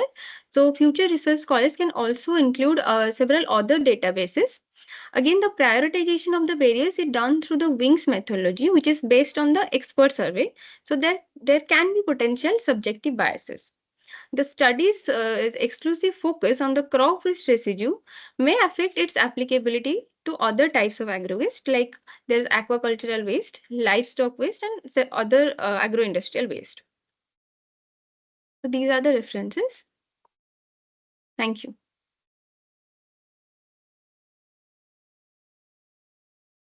And thank you for your very clear and for keeping to time. Some very interesting methodologies you've adopted there. I'd just like now to welcome my colleague, Associate Professor Simeon Kaitibi, to act as discussant to this paper. He's Associate Professor in the Department of Agribusiness and Markets at Lincoln University. His main area of research is around international rural development, and is focused on the interrelationships between international trade and food security and livelihoods activities of farmers. So Simeon, I'll pass over you to respond to Mishra's paper. Thank you very much, Alan, for that introduction. I didn't know that much about myself. Thank you, Mishra, for the presentation. For those who might want a one-page summary of what he was trying to impart to us today, this study literally is looking at the impact of knowledge gap and capacity gap, on the adoption of crop residue-based bioenergy production, and the approach, the methodology, which Samisha, explained to us, follows literature review and then the WINGS approach, to rank the 8 challenges that we identified in the literature review. What they found out was that technical gaps and awareness deficits were the top critical, if you will, barriers to the conversion of crop residue to bioenergy. Up front, I'll tell you that if you look at the paper, it is very well written and it is very well argued. So whatever I'm going to say here, does not detract from that at all. So the first thing I looked at when I was reading the paper, the first thing that came to mind is why did they select knowledge gap and capacity gap when they are looking at technology adoption? So I kind of was thinking that resource gap, would have been very important, especially the cost of the technology. You're looking at opportunity costs as well. So this will be important, whether they did what they did. When I looked at the theory or the conceptual framework part, I noticed that it is really silent on the fact that farmers are not going out there to produce rice or wheat, for crop residue. They are producing their rice so that they can obtain the grain, and then the residue comes, afterwards. So in the theory section, I think they should have written about, or they might consider writing about multi-product production as well. And then I went to the methodology section and I realized that they have, again, is a literature review. There are 45 papers that were identified, and 32 of those 45 papers turned out to be reviews themselves. So I'm wondering if we're not kind of recycling information. So how current are these technologies and challenges that have been brought forth by their work? Secondly, if they had, if the authors had decided to conduct their own primary research, would they have identified different challenges? Secondly, I thought that they missed the opportunity to analyze heterogeneity impacts. So where were these studies conducted, for example? Would the results be different? If you take education incomes, for example, into account. When I looked at the WINGS, they purposively selected all of the experts, and I thought they missed the opportunity, to actually do, say, probabilistic sampling that would have allowed them to generalize their results. Obviously, as you can see, 93% of those experts are actually academics. And then I was looking for robustness checks, so there was nothing like that. But if you pulled up Michnik's paper, which they mentioned themselves, you will see that there are multiple methodologies that they could have actually employed, just to see, if the results would hold. When it comes to the result, I saw awareness deficit and I saw technical skills. So those two happen to be part of the knowledge gap challenges. So the question then comes, wasn't the idea of interdependence actually a foregone conclusion, given that they belong to the same group of challenges? Secondly, if you looked at the results, the influence map, you will see that B3 and B6, have reverse causality. So which one are you going to implement first? Okay. And is capacity gap, in all of this analysis, is capacity gap actually a top tier significance, given that the top two were in the other, the other group. And then where were these studies conducted? So I'm thinking about, a recommendation domain, because you come up with recommendations. To whom actually do these recommendations refer? Which country can, which country or which chain experts, is going to, chain actor is going to implement these technologies. And I think that looks like the end of my presentation. Thank you very much. Should I leave it to Alan to ask the questions? I have questions sitting in there. Yeah, you can ask questions. What is the recommendation domain here? So to whom do these recommendations apply? I think that would be my question. That's a good one.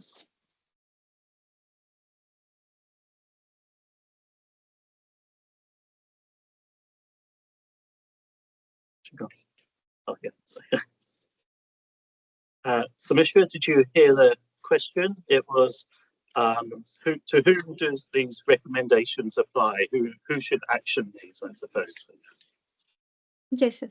Sir, mostly, as the findings suggest, there is lack of awareness among not only the farmers but to all the stakeholders as well as the policymakers, and there's also a lack of technical expertise among them. So, in this scenario, the policy implication is mostly for the institution as a whole to organize such awareness program and to incentivize them to learn about the circular bioeconomy framework as a concept, and then applying it practically. So the policy implication is applicable to all the stakeholders as well as the institutional framework. Any other questions for Samishra? Yes. I have a question around confidence. So when you're talking about the interrelationship between technical skills and awareness, is confidence a big factor in this? People feeling like they know what the problems are, they know they want to do something, but they're not confident to move. And does that imply that perhaps support is needed other than just something that's individually a skills or an awareness thing? So it's community response. Could you hear that, Samishra? I couldn't really understood the question. I'm sorry about that. I couldn't properly hear the questions. Yeah, sorry, I don't know. So it's a question about technical awareness and the other gap that we had. The question was around whether it's actually confidence of the people undertaking this work that actually is something to do with building up the confidence of the people involved, and what is that? And support. And support around that aspect to give people the confidence to adopt new technologies or to fill that gap, perhaps. Yes, sir. So, yes, I think definitely the confidence around the people about this concept is crucial. And after that, they can learn about the methodology, the techniques and everything. But yeah, the confidence among them it's crucial, and there should be support to them. Any other? Okay, if not, I'd just like to thank Simeon and Somisrela very much. Thank you. Thank you so much. Thank you so much, sir. I'd just like to thank all the speakers from the first half of our session. It's been really interesting, from the warm-up acts through to the papers and many issues here. Hopefully we can discuss these as we go through the second one. So I think we're a couple of minutes early, but we can move to our break, and we will reconvene at 3:20, where my colleague, Professor Alison Bailey, is she hiding somewhere? Hopefully she'll be, oh, she said she'll be back for it. She will be chair of the second part, and she will introduce herself. So thank you again for your attention, and look forward to the second half of it. And sorry, tea, and I don't know how many muffins are left after your first go, but hopefully there'll be some muffins left for you. Is outside here, and we'll see you again at 3:20. Thank you very much. Welcome back to the second half of this workshop. I'd like to introduce myself. I gather my colleague did introduce me. I'm Professor Alison Bailey. I'm Professor of Farm Management here at Lincoln University, and also responsible for our farms portfolio. I have interest in farming systems and sustainability, so the bioeconomy is all part of that. And 1 minute ahead of time, I would like to introduce our first speaker for this afternoon, Dr. Johnny Dupesta. I hope I've pronounced that right, Johnny. He's currently at the IPB University Bogor in Indonesia. He started his studies in Indonesia, going through Germany and Japan. He then worked in Japan before returning to Indonesia. He's got skills in relation to engineering, science, technology, management, so quite a local, brilliant skill set. And he's going to talk to us today in relation to the circular bioeconomy in organic waste management and maggot cultivation. So I'm glad this one was not before our tea break. So Johnny, if you'd like to share your screen and we can make a start. Thank you for kind introduction, Alison. So thank you for the opportunity again to present our study about the how to manage the waste in the agriculture sector. So this is collaboration with my PhD student, Mr. Indra, and my my research collaborator, Dr. Bandung. So sorry.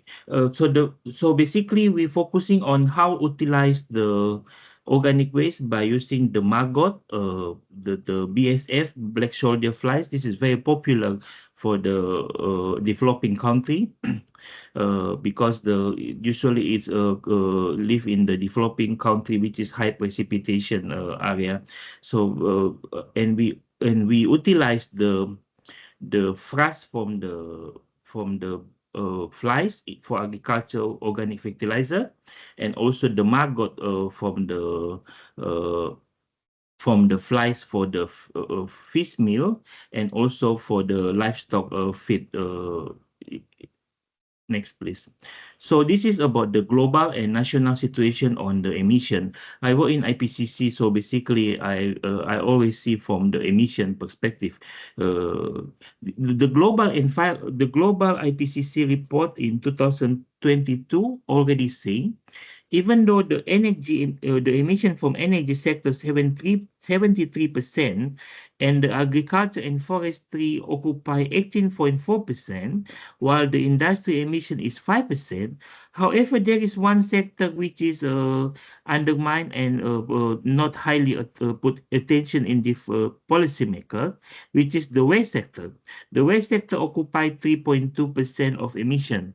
However, for this is national, internet, the global scale. However, in Indonesian scale, the waste sector is but this is the 2010 data. The waste sector occupy around 6.5%, but also always behind the AFOLU, behind the energy, and just higher than the IPPU sector, the industry sector. So this is to see actually for developing country like Indonesia, they are high promising to cope with the emission from the waste sector by using circular bioeconomy concept. We use the black soldier flies in this case.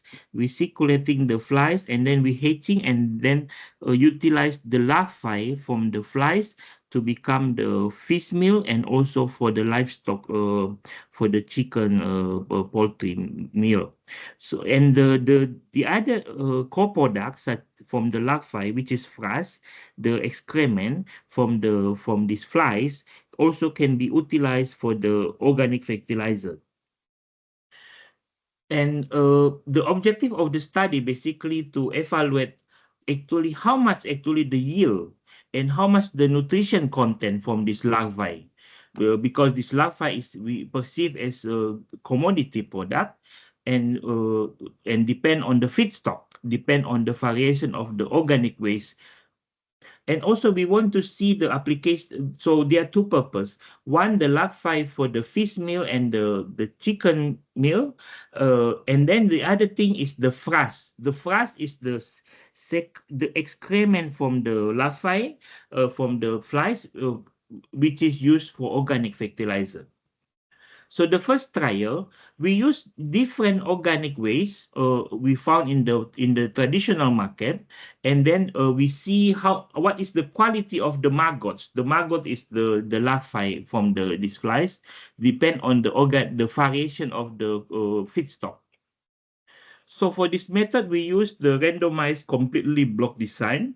We use the food waste, pure food waste. We use pure vegetable waste. We use restaurant waste surrounding the Tasikmalaya, the study, the sampling. And then we mix all of them become the mixed waste. And then we do replication 4 times, and the maggots were raised for 21 days after hatching. And then after this we measure the yield and the nutrition content from the maggot.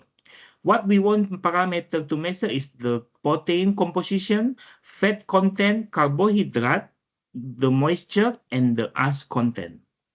The result from the study show, as you can see, the green within 28 days after hatching, the quality of the maggot. So the highest yield is coming from the restaurant waste, because restaurant waste has a lot of nutrition component, a lot of fat, a lot of course this is restaurant, the good meal.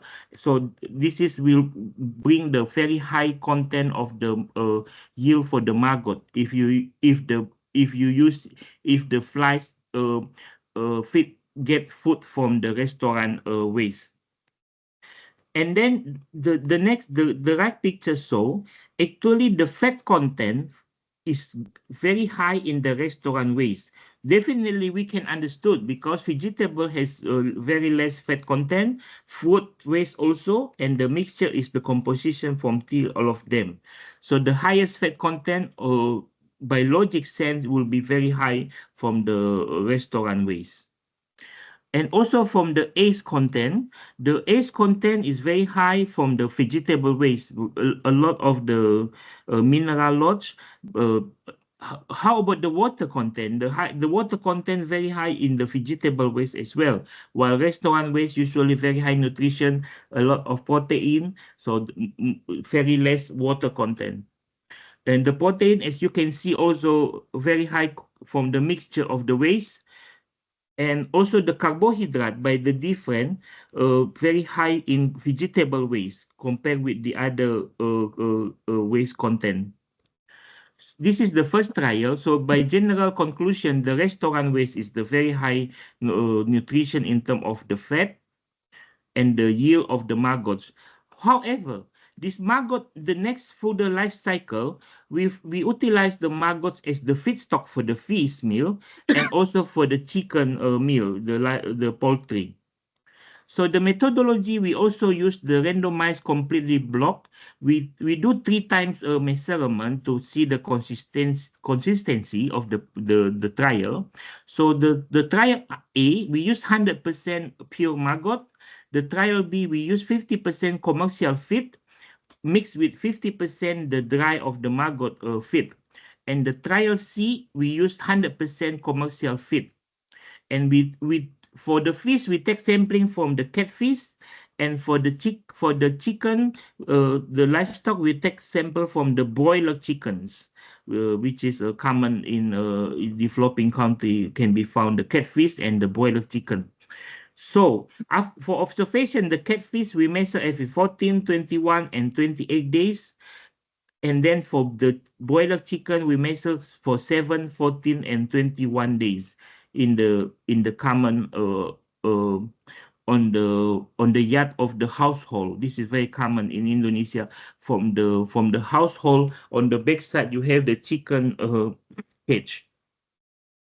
And then for the fish case, we found actually for the treatment, for the yield very high, of course, in the 100% the how to say 100% the commercial fish meal, because the commercial fish meal has a lot of the fat content, which this is bring a lot of the weight for the fish. However, the other thing, the length will be so very consistently, the length of the fish will be very high in the mixture, so as on the white of the fish. So the fish will be very, in general, the quality of the fish will be better in the mixture between the commercial and the maggot, instead of 100% commercial or 100% maggot. How about the chicken? The chicken, so actually there is not really much discrepancy between the 100% commercial feedstock, 100% the maggots, and the mixture between the maggots and the feedstock. However, there is another innovation we are proposing beside the maggots for the fish and the chicken meal.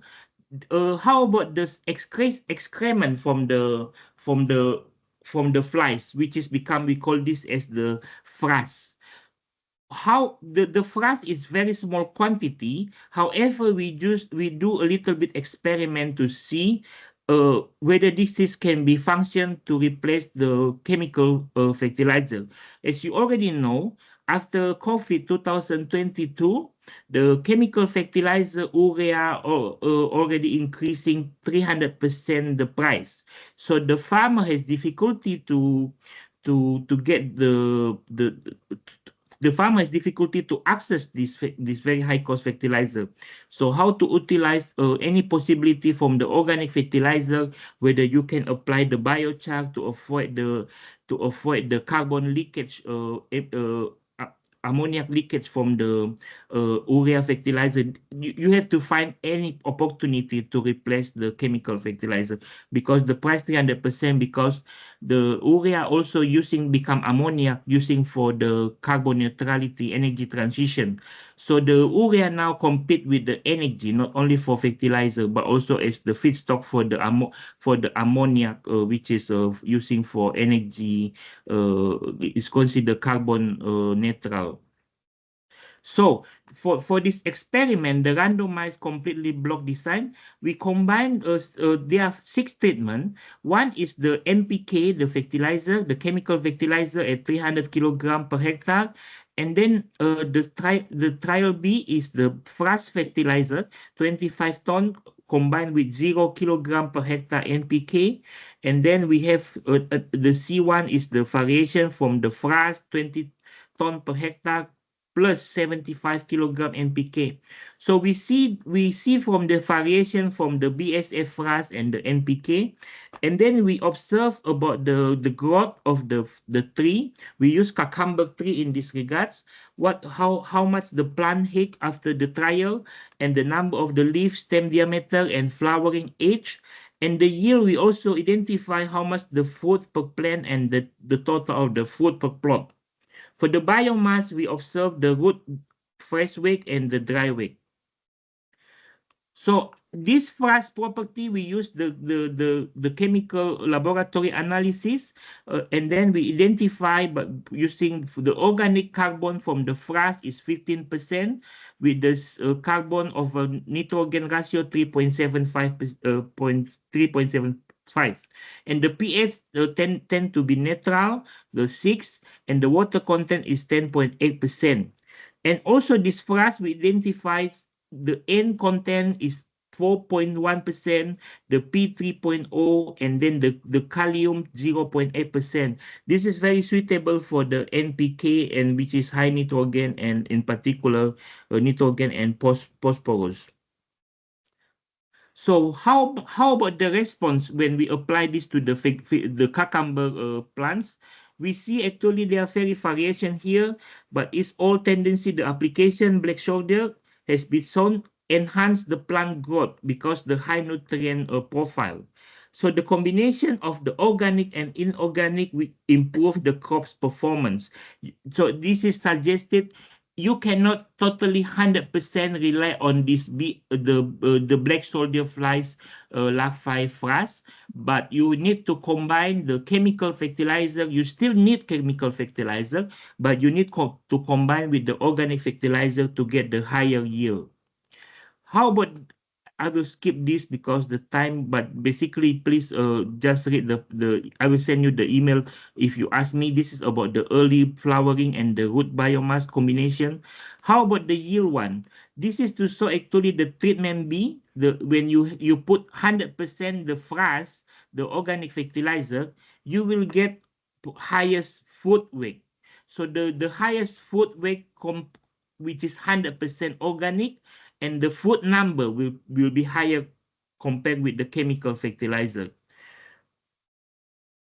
In conclusion, the waste management solution, the BSF larvae, can effectively convert various organic waste.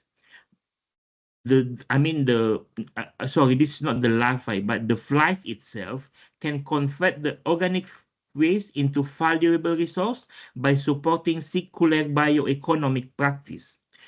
The larvae can be, which is the maggot, can be served as the protein-rich feed for the fish and poultry, delivering growth performance comparable to the conventional or chemical feeds. Number 3, in terms of organic fertilizer utilization, the black soldier flies frass significantly enhance cucumber growth and yield, often outperforming the synthetic NPK fertilizer. In terms of sustainability and efficiency, the use of black soldier flies will promote environmental sustainability and resource efficiency in agriculture, aquaculture, and livestock system. Number 5, the study highlights the black soldier flies' multifunctional role in addressing waste and food production challenge, particularly in developing countries such as Indonesia. Thank you.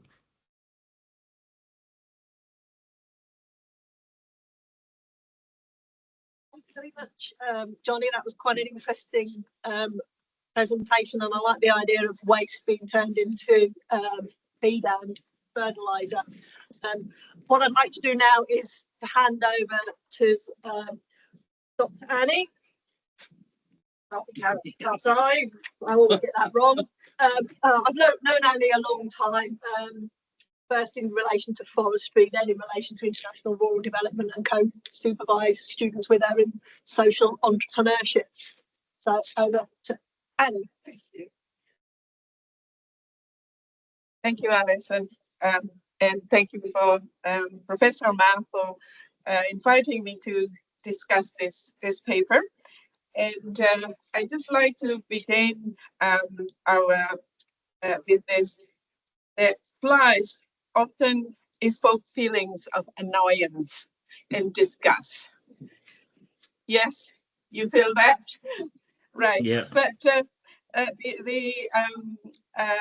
this one species, the black soldier flies, holds some keys to solving some of humanity's most pressing challenges, like managing organic waste and reducing emission, providing or enhancing food security.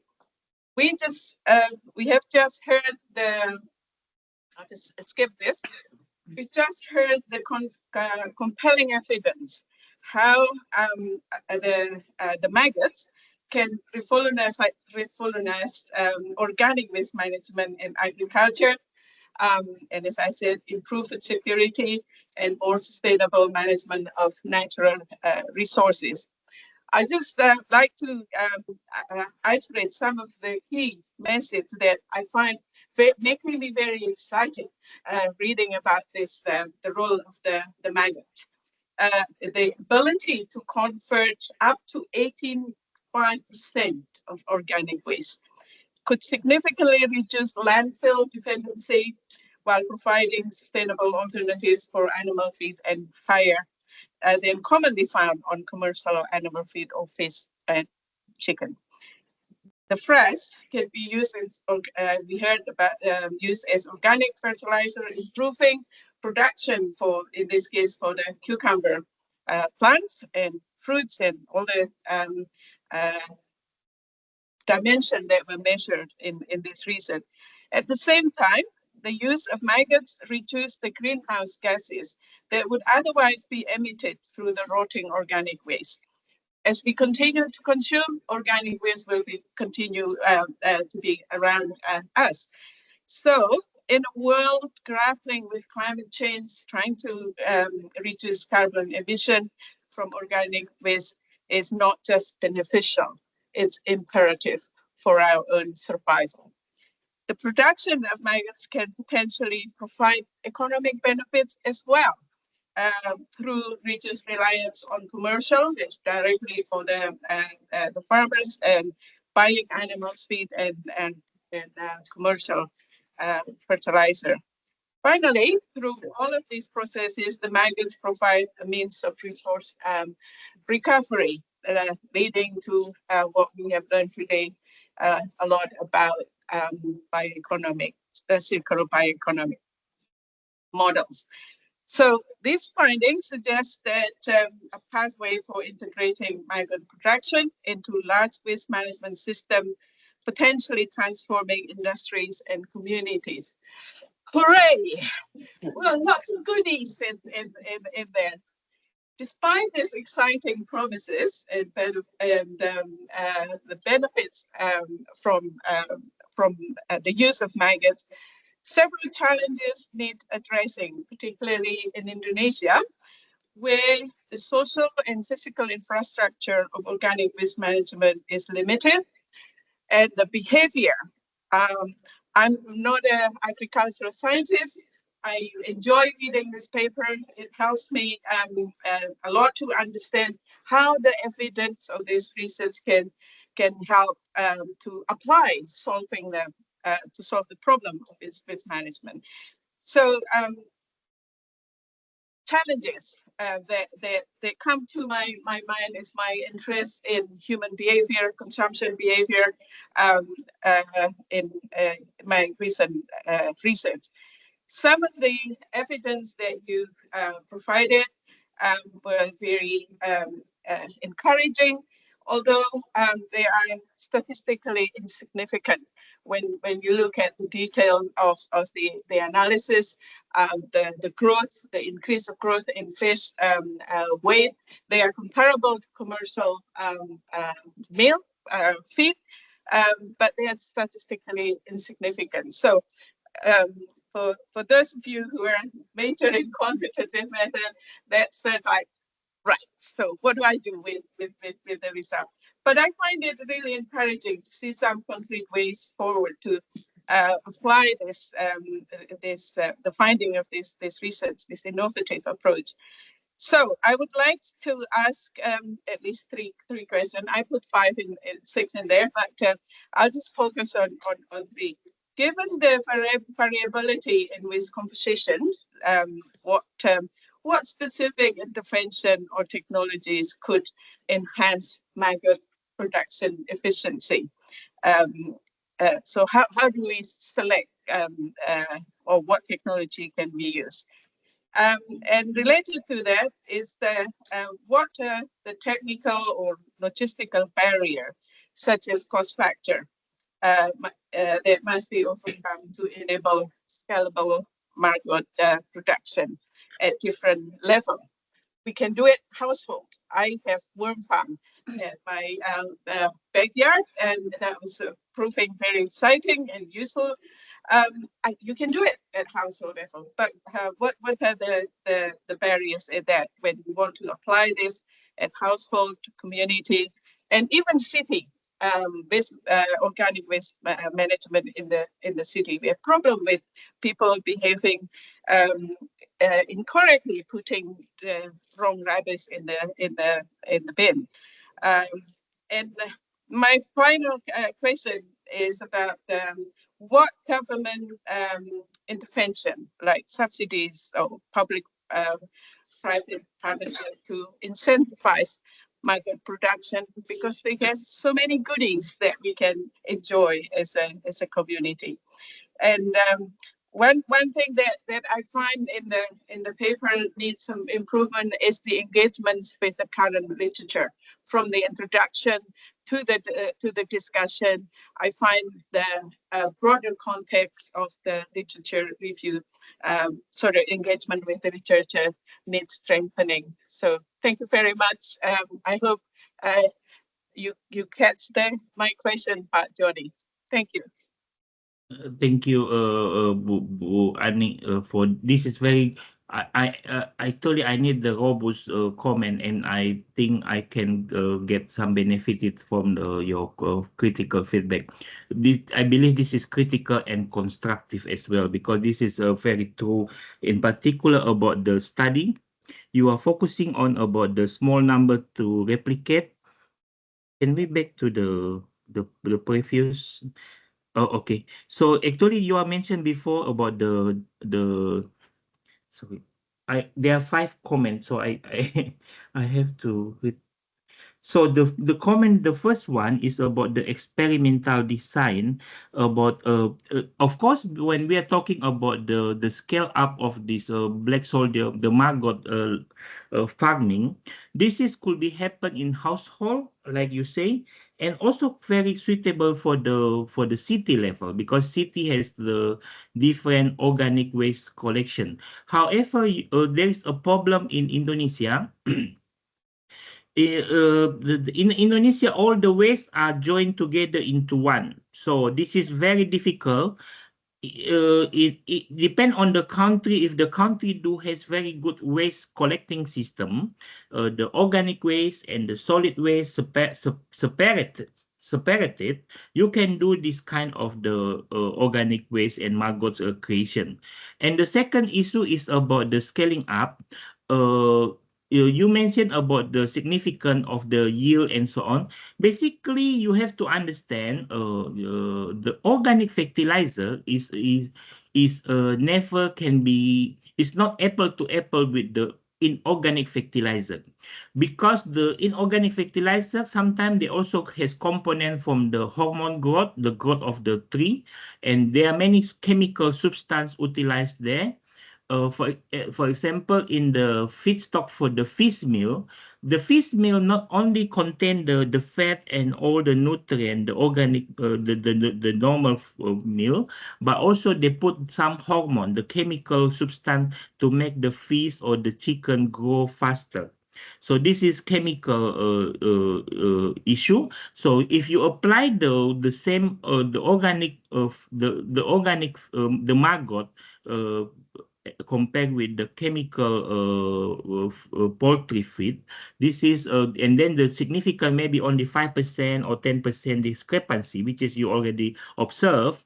But basically, this is very big in terms of the health of the animal and also the chemical substance of the animal, because what you feed is the organic material without chemical hormone and so on, which is can cause cancer or another disease. So this is another health benefit which is in the study we are not highlight very detailed on this issue.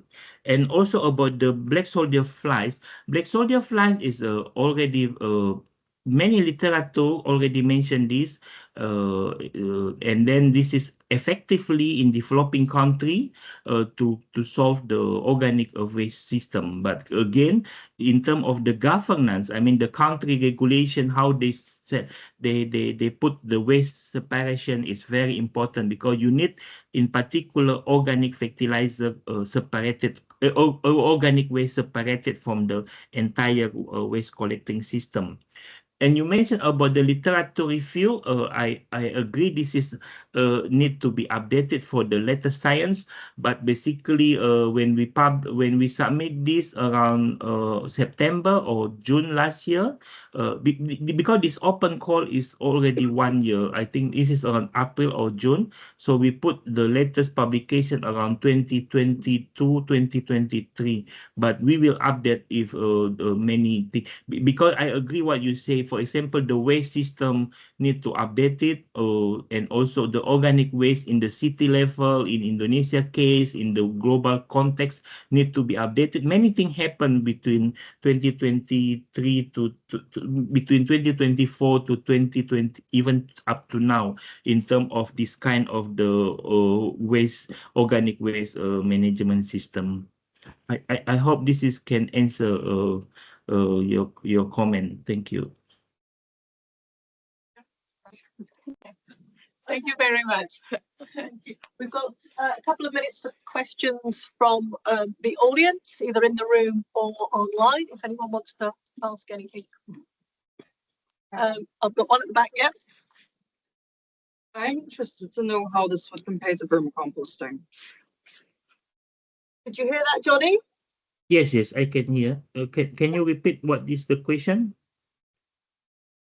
How does maggot farming compare to vermicomposting in terms of hormone efficiency, types of food waste, attractiveness to home users, things like that? So how does the maggot farming compare to vermicomposting in terms of the vermicomposting?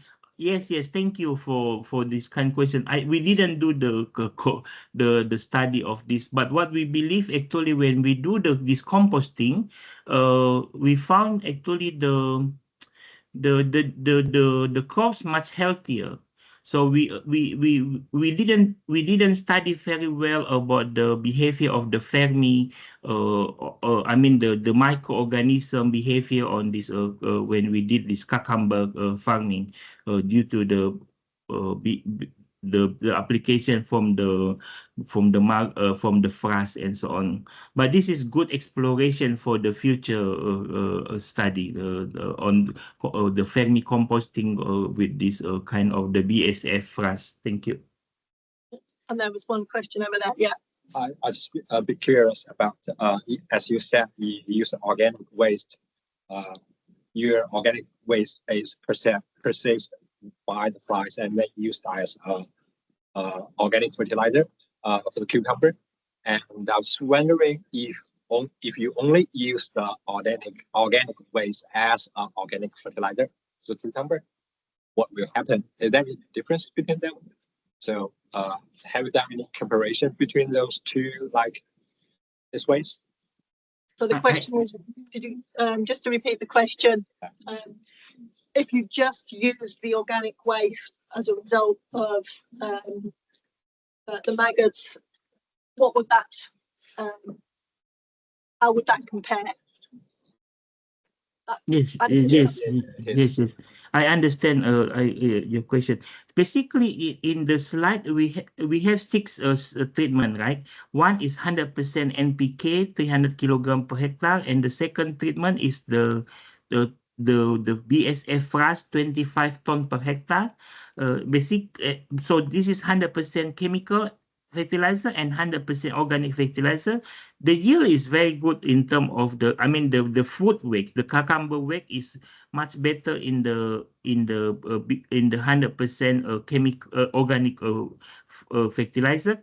However, as Kartika pointed out, this is give 3.8 gram per plant compared with the 4.9. So 3.8 and 4.9 is 1.1. The discrepancy is around 22% in terms of the weight per plant. So this is how to say this? This is good, but this is not a really significant comparison between the chemical and the organic fertilizer. And I just tell you one thing. If you see very clear, what we compare is the chemical fertilizer 300 ton per hectare, 300 kilogram per hectare, while we use the organic fertilizer is around 25 ton per hectare. So basically, you need so many frass from the black soldier flies or the excrement. Basically, difficult to get 25 ton excrement from these very small flies. I don't know how many flies you need to close with all the organic fertilizer you need. So I think and then the NPK, you only need 300 kilogram per hectare, and you need the organic 25 ton per hectare. This is not apple to apple, definitely. So you need so many organic fertilizer to get the performance almost similar with the chemical fertilizer. What I want to say, basically, we can produce organic fertilizer from this frass, but this is not big enough to substitute all the chemical. We just basically what we see is to waste utilization, how to make use of this frass, because basically people hatching the black soldier flies only to get the maggots, because the maggots basically for the fish meal, and the fish meal basically in Indonesia is imported. So instead of you buy the imported expensive the fish meal, better you produce by yourself with the help of these flies. So many people, the innovative of this study, very few literature do the study of the frass for the organic fertilizer. But my PhD student is the agriculture scientist, soil science. So he for his PhD study he did this, how to apply this for the enriching the soil organic content, the soil carbon sequestration. So that's why the study not very focusing on the maggot for the fish meal, but actually very, very carefully about the comparative of the variation of the organic fertilizer compared with the chemical fertilizer. But this is cannot substitute 100% the chemical. Thank you. Thank you, Johnny. That's well explained. I would like to thank Johnny and Annie for the presentation and the discussion, and we'll move on to our next speaker. If you give both of them a round of applause. Thank you. Thank you also to my discussion, Ibu Annie. Our next presenter is Erwin Sutisna. He is Head of Sustainable Development and Statistical Analysis Division at the BPS Statistics Indonesia. At the mention of statistics, I usually feel a bit, oh dear, but looking at the title, Rise from the Machine, I am intrigued by this. One of my first research jobs was looking at input-output analysis, so I am actually quite keen to hear this particular talk. Erwin is particularly involved in, or has expertise in compiling and analysing the SDG indicators, economic growth metrics and sustainable economic development indices, so that's of interest as well. So Erwin, over to you. Slide view. Okay, thank you for the opportunity. Thank you for my present my paper. rushing for the machine from the matrix of technological transformation to circular bioeconomy. I'm Irfan Sutisna from BPS Statistik Indonesia. Next, please. Yes, agriculture is vital for Asia economy, supporting millions of livelihood. However, with the global population set to 9.7 billion by 2050, food production faces many challenges, such as limited land, climate change, and resource depletion. To address this issue, adopting agricultural technology and mechanization is essential to increase productivity and ensure food security. Technology offers solutions to improve efficiency, also control environmental and greenhouse gas emission. This approach provides insight into optimizing agriculture while minimizing and supporting sustainability in long-term economic growth. Next. For literature review, many studies show a strong and positive link between technology and mechanization in agriculture with productivity and sustainability, such as research by 2021 and Zafar et al. In 2023. Or IO and environmentally extended output or EIO models are widely used. They help to assess productivity and environmental impact, especially greenhouse gas emission. These approaches are used in many studies. For example, Osama in 2016, Texiera in 2020, Espada in 2019, and Monslet in 2016. Next. For methodology, for data research, I use input-output metrics and in EIO from 5 Asia-Pacific countries. Both IO and EIO I got from the ASEAN Development Bank Institute from their website. And for the analysis method, I use input-output analysis to track the flow of goods and services between sectors, analyzing how change in agriculture impact other sectors in economy, and EIO extend by including environmental data for greenhouse gas emission. Next. So in figure 1 is a simplified of input-output matrix diagram. So we focus on the green box in the middle. It's actually intersection between intermediate demand and intermediate output. It's an intersection that reflect the input-output interconnection among economic sector. So basically in the real diagram, it consists of 100 column and 100 rows. So it's very big matrix for one single country and also for one single year. So I work with 5 countries and multiple years, so it's very big. And then change in this input-output matrix, the green box, indicate the change in technology, which also called the technology coefficient matrix. The identity matrix, input-output matrix, and total demand will form the Leontief matrix equation, which is later used for policy simulation. And these two, the below is the formulation for input-output ratio and emission output ratio. Next. So I'm going to talk about a lot of time for the result and discussion because the result is quite many. And then this is the figure 2 is using the previous Leontief equation. I then calculate backward linkage and forward linkage. Backward linkage is to measure a sector interconnection to its upstream sector for input. In this case, the agricultural sector with its input, such as the pesticide manufacturer, fertilizer, agricultural machinery, and many others. And for forward linkage, measure how much a sector output is used by downstream sector. In this case, the agricultural sector in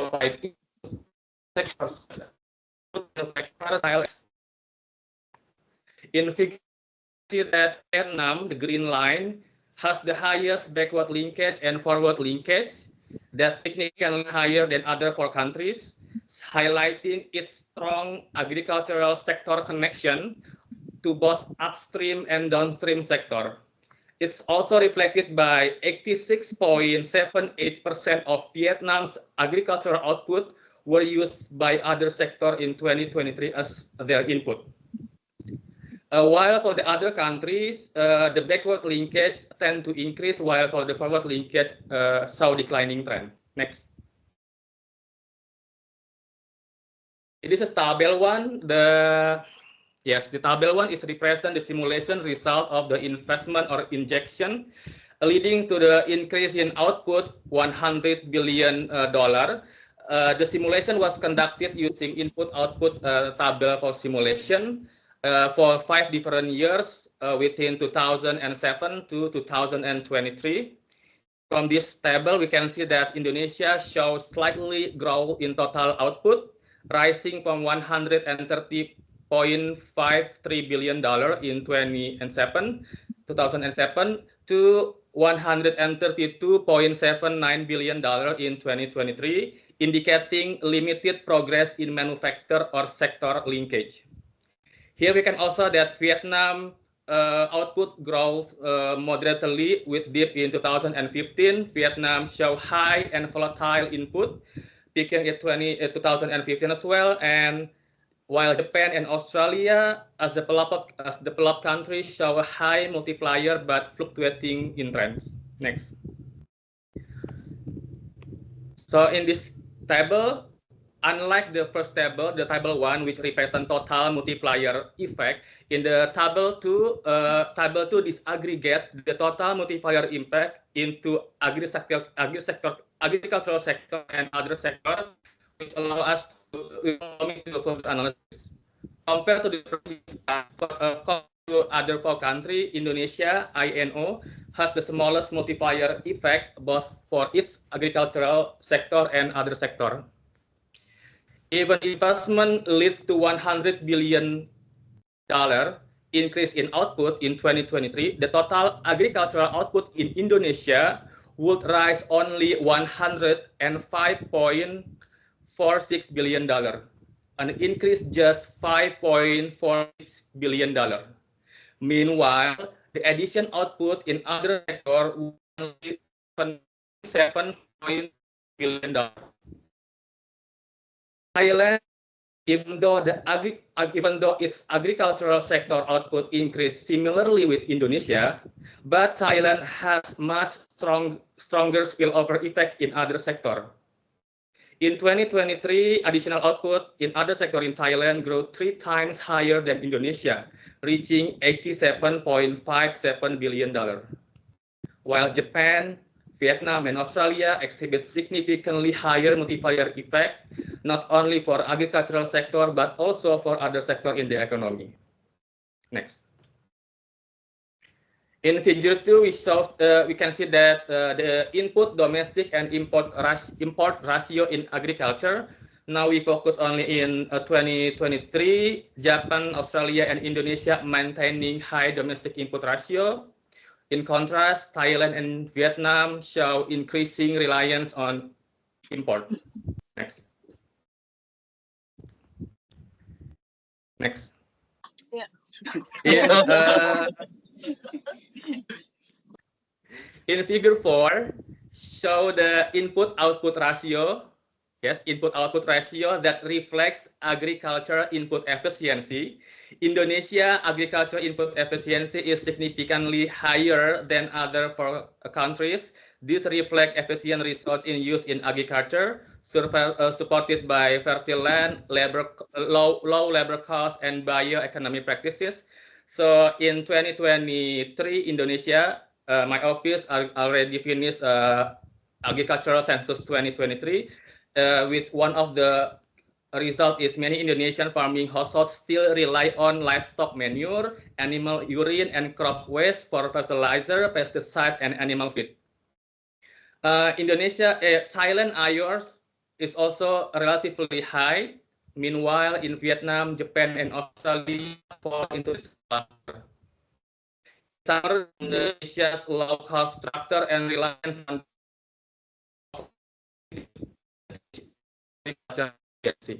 next, please.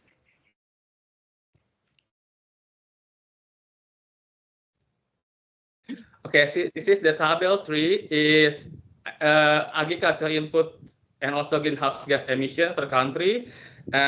In table 3, I estimated the amount of greenhouse gas emission, namely carbon dioxide, methane, nitrous oxide, and F gases produced by agricultural sector based on the output generated by previous simulation. You can see that in Indonesia and Thailand, agricultural outputs remain stable, but emission varies. Indonesia saw a slight rebound in emission in 2020, with methane and nitrous oxide as a major contributor. Thailand emission peak in 2020. In 2020, primarily driven by methane. Moreover, at glance, we can see that Thailand emission per output is twice higher than Indonesia. Next, please. And this is Vietnam and Japan. Vietnam emission per output, we can see that on the average is 2.5 higher than Japan. This should be a key concern for the Vietnamese government, highlighting the need to adopt technology that can reduce greenhouse gas emission, particularly methane. Next. And this is for Australia. Australia increased its output, but at the same time also reducing emission. That's actually a really good news. But in terms of the emission per output, Australia still relatively high for the emission per output. Next. Okay, so this is the emission output ratio for from 2018 to 2022 reveals diverse trend and also in agriculture efficiency and sustainability. We can see that Indonesia and Japan maintains low EOR emission output ratio value, indicating that efficient agriculture production with relative to the lower emissions.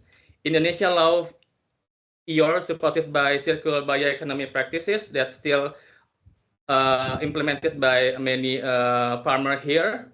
Also, Japan's EO remained the lowest due to the technology-intensive farming. Thailand, Vietnam, and Australia have higher EO value, signaling greater emission relative to the output.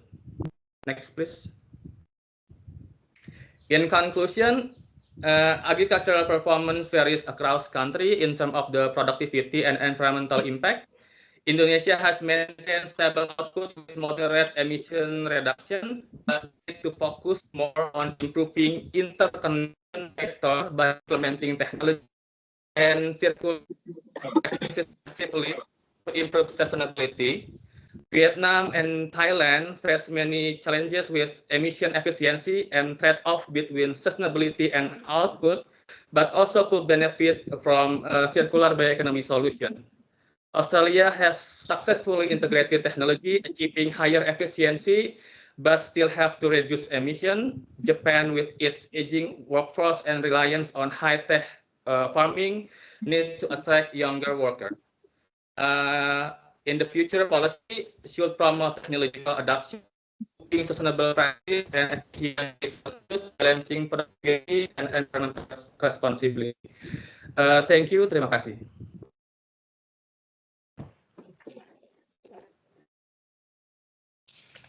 Thank you very much, Erwin. I'd like to introduce now our discussant, Dr. John Saunders, specialises in agricultural economics, is a senior lecturer here at Lincoln University and has a strong focus on modelling in relation to agricultural production and marketing.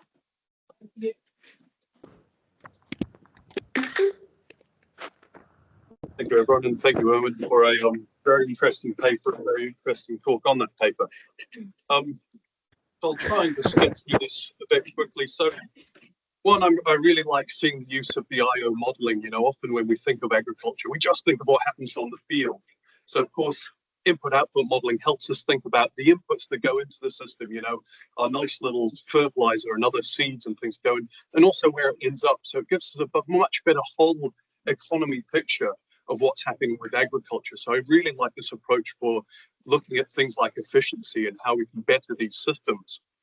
And then on top of that, being able to bring this environmental edge in with the EEIO modelling, which I thought was, you know, the old McDonald's method, but no, that's just adding in this environmental approach over the usual just financial flow. So I thought this was a really strong part of this project and this presentation from Owen. So we all know how important sort of lowering agricultural greenhouse gases are. We know that in total agriculture accounts for, 10 to 12% of our global emissions. And then that raises to 30% if you look at across the entire food system, or more depending on how you count it. So any paper which is helping us examine efficiencies there and think of how we can lower emissions, I think is a really wonderful thing. So, I thank the author for really helping do a robust statistical analysis of this through this method of being able to look at, greenhouse gases, not just from what's happening on the field, not just what's happening there,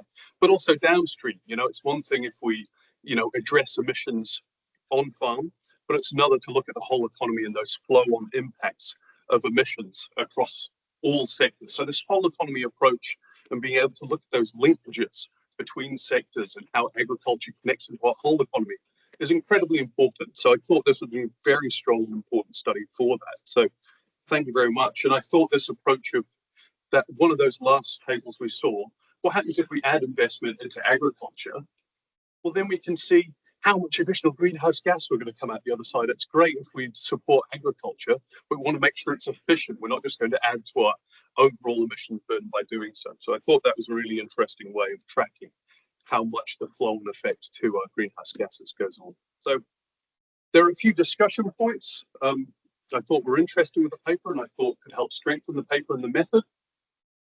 So the first off is if we're talking about efficiency, whether it's for greenhouse gases or just general productivity, this focused on one method, but we know there are plenty of other off-the-shelf methods, a lot from the FAO or USDA, looking at other ways we can think about multi-factor or total factor productivity in agriculture. So I would have really liked to have seen, alongside the great work done in this paper, well, here's some other measures of agricultural TFP, of net capital stocks, some of these other things, talk about the rise in machines. Well, we have data that can tell us about how much machinery is in use. So I think coupling some of the existing sources to back up some of the points made in this paper would help strengthen the messages and also let us dive down onto emission intensity with different products like we have for rice there. So that's one thing I think could have really helped lift out some of the conclusions of this work. Another one I thought, we know input-output modeling is very good at telling us the whole sector effects and the cross-sector linkages. However, one of the shortfalls is if we look at agriculture as a monolith, as a single thing. Well, of course, what happens with the different components of agriculture? If we're making heaps of high-intensity, dairy farming, we know that's very emissions intensive compared to other things which aren't. So looking at agriculture as a singular thing means we lose a bit of the specificity, especially for emissions outputs from that. So if we see a decrease in overall agricultural emissions or agricultural efficiency, that could be because we're getting more efficient and we're bettering our practices and doing the circular bioeconomy. But it could just be because we've thrown a bunch of cows off a cliff. It could be a change in the composition of our total agriculture.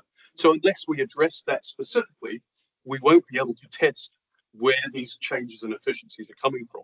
So that's one way we could make findings more robust, is to check to see if they're stable across the time period. Well, with such a punchy title, and the rise of the machines, you've had my interest, the subjective of, is machinery going to save us? But I sort of had the image, are we going to get Wally good, happy machines that help us? Is machinery good? Or are we going to get other pictures of machinery? Is machinery going to kill us? And so I felt, in this flippant point, I felt in the paper, which I encourage you all to read, machinery filled both roles. At the start, we talked about machinery helping efficiencies. But later on in the conclusions, it stated that perhaps Australia and Japan, their ability to increase efficiency was restricted by how mechanized the agricultural industry was.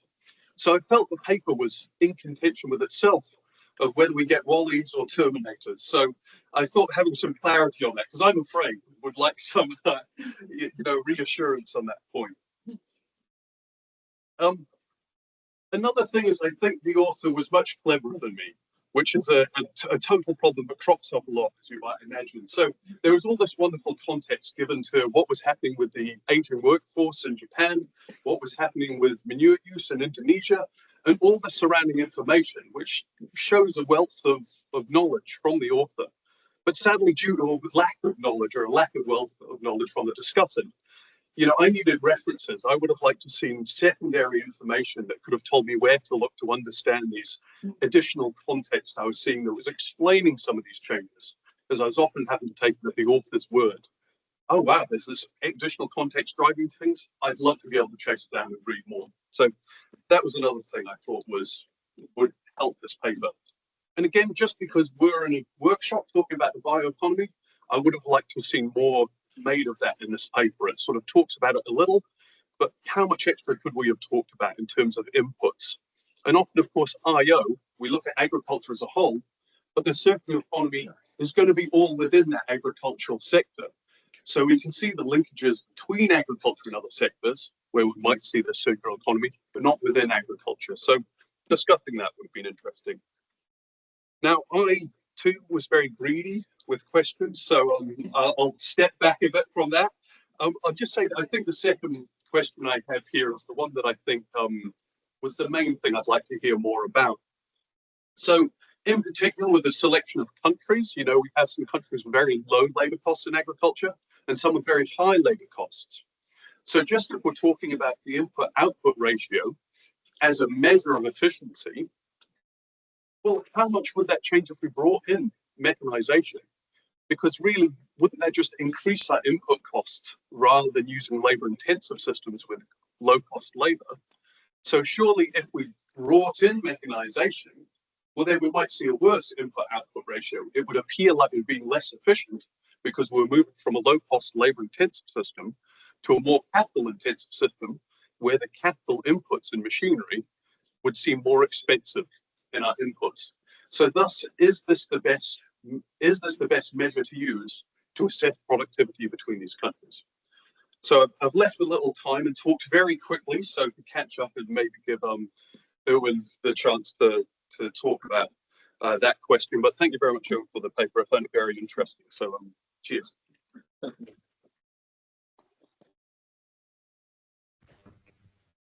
Thank you. I don't know whether you want to respond to that second question. Okay, thank you for your advice, Jason. It's very valuable for my paper improvement. I really agree that input-output, I use input-output from ADB using 35 times 35 sector. That's actually very aggregated sector, but I couldn't find any bigger than that. Actually, in Indonesia, we have 190 column and 990 sector. That's actually input-output per commodity. But if I want to compare country, but it's not available only for Indonesia because my office actually calculate this input-output table. So it's to as your comment that it's to macroeconomic that couldn't compare cow or maple leaves or whatever. Yeah, actually this is my concern as well. And then for the question, why I choose this country? First, I choose why Indonesia because I want to analyze more from my country, and then I choose another ASEAN country that's actually really good in agriculture, namely Vietnam and then Thailand, and that's actually represent ASEAN country in a developing country. So I choose another two developed country. For the Asia Pacific region, I choose Japan and also Australia. Japan represent the East Asia and Australia represent the Oceania. So that's why my simple reason.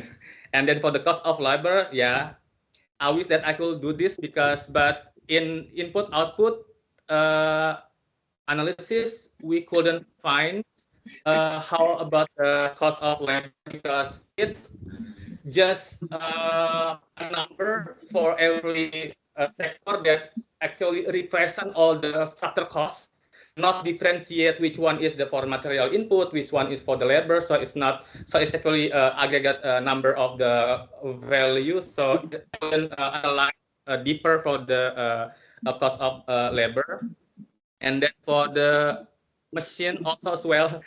I think it's really good. Thank you for your question. Then maybe it's gonna be a really input for my future, for my next exploration, because I don't comparing the forward linkage with the machinery sector. That's actually good correlation between these two. I think it's gonna be great if I'm go use it for another paper. Thank you, Prof.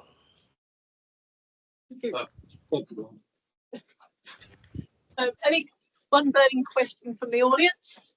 Otherwise, we will move on.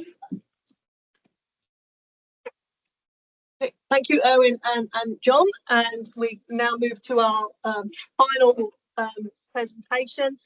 So we've got North Lloyd Celeste, who is an associate professor at the Northwest Samar State University in the Philippines, has expertise in environmental planning and environmental impact assessment, particular emphasis on community development in terms of land use plans, climate change, vulnerabilities, and assessments there. So, and with the title, we're talking about transition to circular bioeconomy in Southeast Asia, but what excites me is the word opportunities. So let's hope we hear about some opportunities as well as the challenges. So over to you, Lloyd. Hopefully I've got the name pronounced correctly.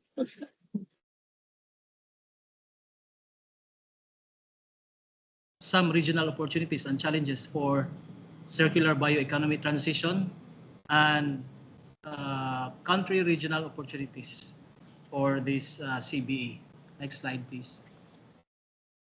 So based on the United Nations Sustainable Development Goals report as of 2024, so there are 17% of the target indicators which are on track for 2030 achievement. So this is less than as expected, and as we all know, there are a lot of environmental problems we are facing right now, especially in developing countries like urbanization, land use change, population increase, waste management, resources utilization, deforestation, environmental degradation, and climate change. So of the 17 SDG targets also, there are about 14 that are relevant to bioeconomy as shown in the paper of Lenser and Layer 2020.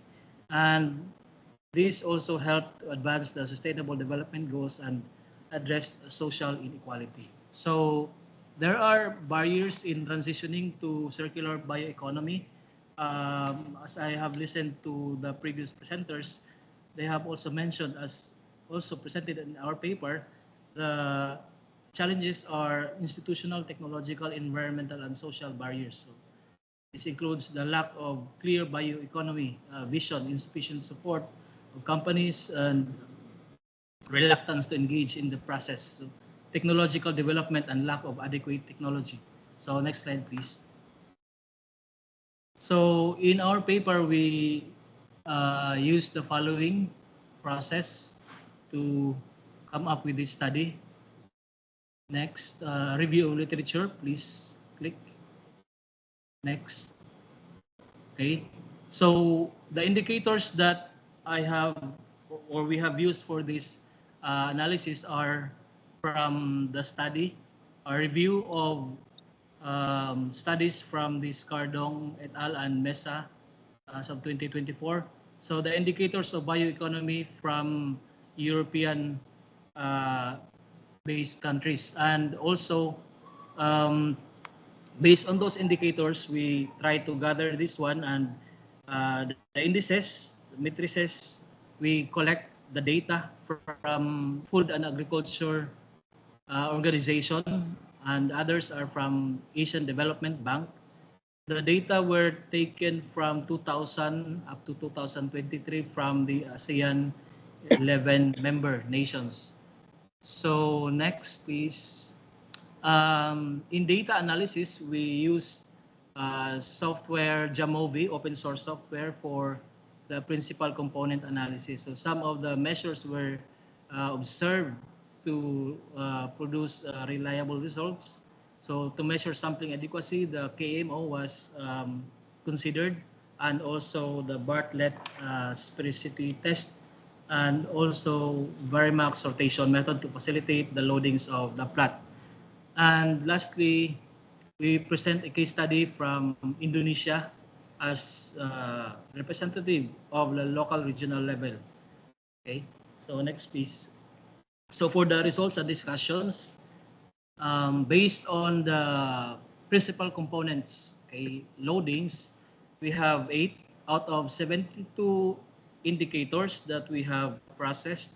There are 8 components comprising of those 70 indicators, and these are significant based on the Bartlett's test of sphericity and also the KMO, which is higher, 77.6%. So next please. So we label the components based on the indicators that are or that has high eigenvalues or relationship to the component topic. So first is the PC1, the climate footprint, which according to the result, these are the relationship between the methane emission, nitrous oxide emissions, and total GHG emissions, and other agricultural economic indicators such as energy consumption, production, and value added, carbon dioxide emissions, domestic material consumption, cotton waste, and others. So this is the reason why we label the first component as climate footprint, because the highest values represents most are the emissions. Next, PC2 is the material use efficiency. Go back first, please. Okay, the material use efficiency, the second component, which represents the indicators, okay, such as the population with primary reliance on the clean fuels and technology, manufacturing value added, material consumption per capita, research and development expenditures, and population with access to electricity, rural and medium and high-tech industry, total value added. And okay, so the agri-food systems emissions also represents the land use change, emissions on agriculture, emissions, access to electricity, rural percentage that are highly related to agri-food system challenges. So the research and development for PC4, the loadings of research and development expenditure and research, okay, indicate also that this dimension requires more investment in research and development in transition to bioeconomy. So again, this the indicators in this research and development are, as mentioned, full-time equivalent for research, development, expenditure, and researchers. So among the indicators that were processed. So for the sustainable consumption and production, we have also the component loadings such as the arable land, emissions on agricultural land, cotton waste, import, and other greenhouse gases. For the information and good governance, so we have a strong connection between the ICT and good governance. So that is why we label this one as the ICT and good governance, as shown in the loadings, which appeared to be correlated. And for the rural environment, I mean, rural development, okay, sorry. So, and PC for that is, yeah, agricultural sector, which are also mostly are agricultural land and permanent cropland. And for the PC8, which is the trade, which is mostly in this, it is shown it has to be correlated with import and export trade of abaca and other cereal straw husk. Okay, so next slide, please. Next slide, please. Okay, so as shown in our review also from the emissions, agri-food systems emissions, we noticed from the FAO that the emissions on agricultural land of Brunei and also in Singapore is higher. So highest agri-food system emissions, particularly in emissions to agriculture, and as well as in Singapore. Okay, they have these please proceed to the next slide. Next slide, please. Okay, and in the sustainable consumption and production of biofuels, we again from the data that we gathered in the FAO, we have this Cambodia. We noticed that Cambodia has experienced significant land use change from 2011 to 2015, and this plummets during 2016 despite being red. And next slide, please. Next slide, please. Okay, so for the regional CBE performance index, for try to make this as easy to interpret among policymakers, we propose this regional CBE performance index to provide also comparative information across the Southeast Asian nations. So next slide, please. Next, please. Okay, so as we have seen, the Indonesia has the highest climate performance, and also the highest in research and innovation is Singapore, with the highest index performance of sustainable consumption is the Thailand, and the other countries such as Malaysia and also Vietnam, they have 1.030 and 1.27 for rural development component 7, which is not so high. Okay, among they are higher compared to other indicators. I mean component loadings. So for the material use efficiency, it appears that Brunei is higher compared to Singapore. And yeah, so far these are the most notable data that were gathered or that were processed as a result of our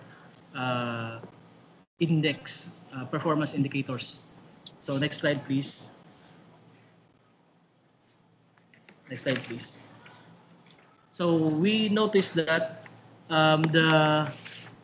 for this biplot, the PC1 and PC2 climate footprint, again, Indonesia has the highest climate footprint, and however, for Vietnam, although they are high in climate footprint, but they are low in the material use efficiency. While for Thailand,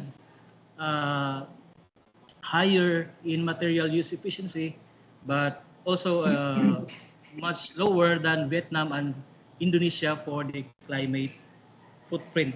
Okay, so this implies that Indonesia again can benefit from other countries such as Philippines also in terms of going back to the PC8, which is the component trade,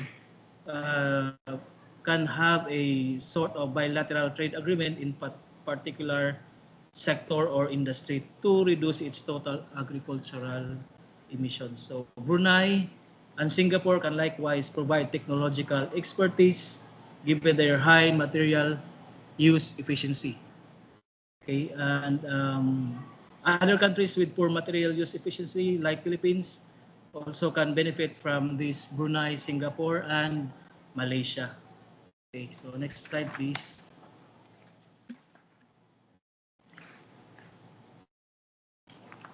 Next slide, please.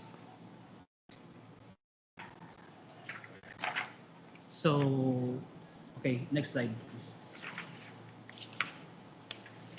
So Indonesia has, based on the literatures and also in the data from FAO, the country is top performing in terms of the CB indicators. And as shown in the previous discussion, so climate footprint is high in this country, and also an agri-food system emission is strongly correlated with agricultural activities and also value-added agriculture. GHG emissions and other agricultural activities, land use, and deforestation rate.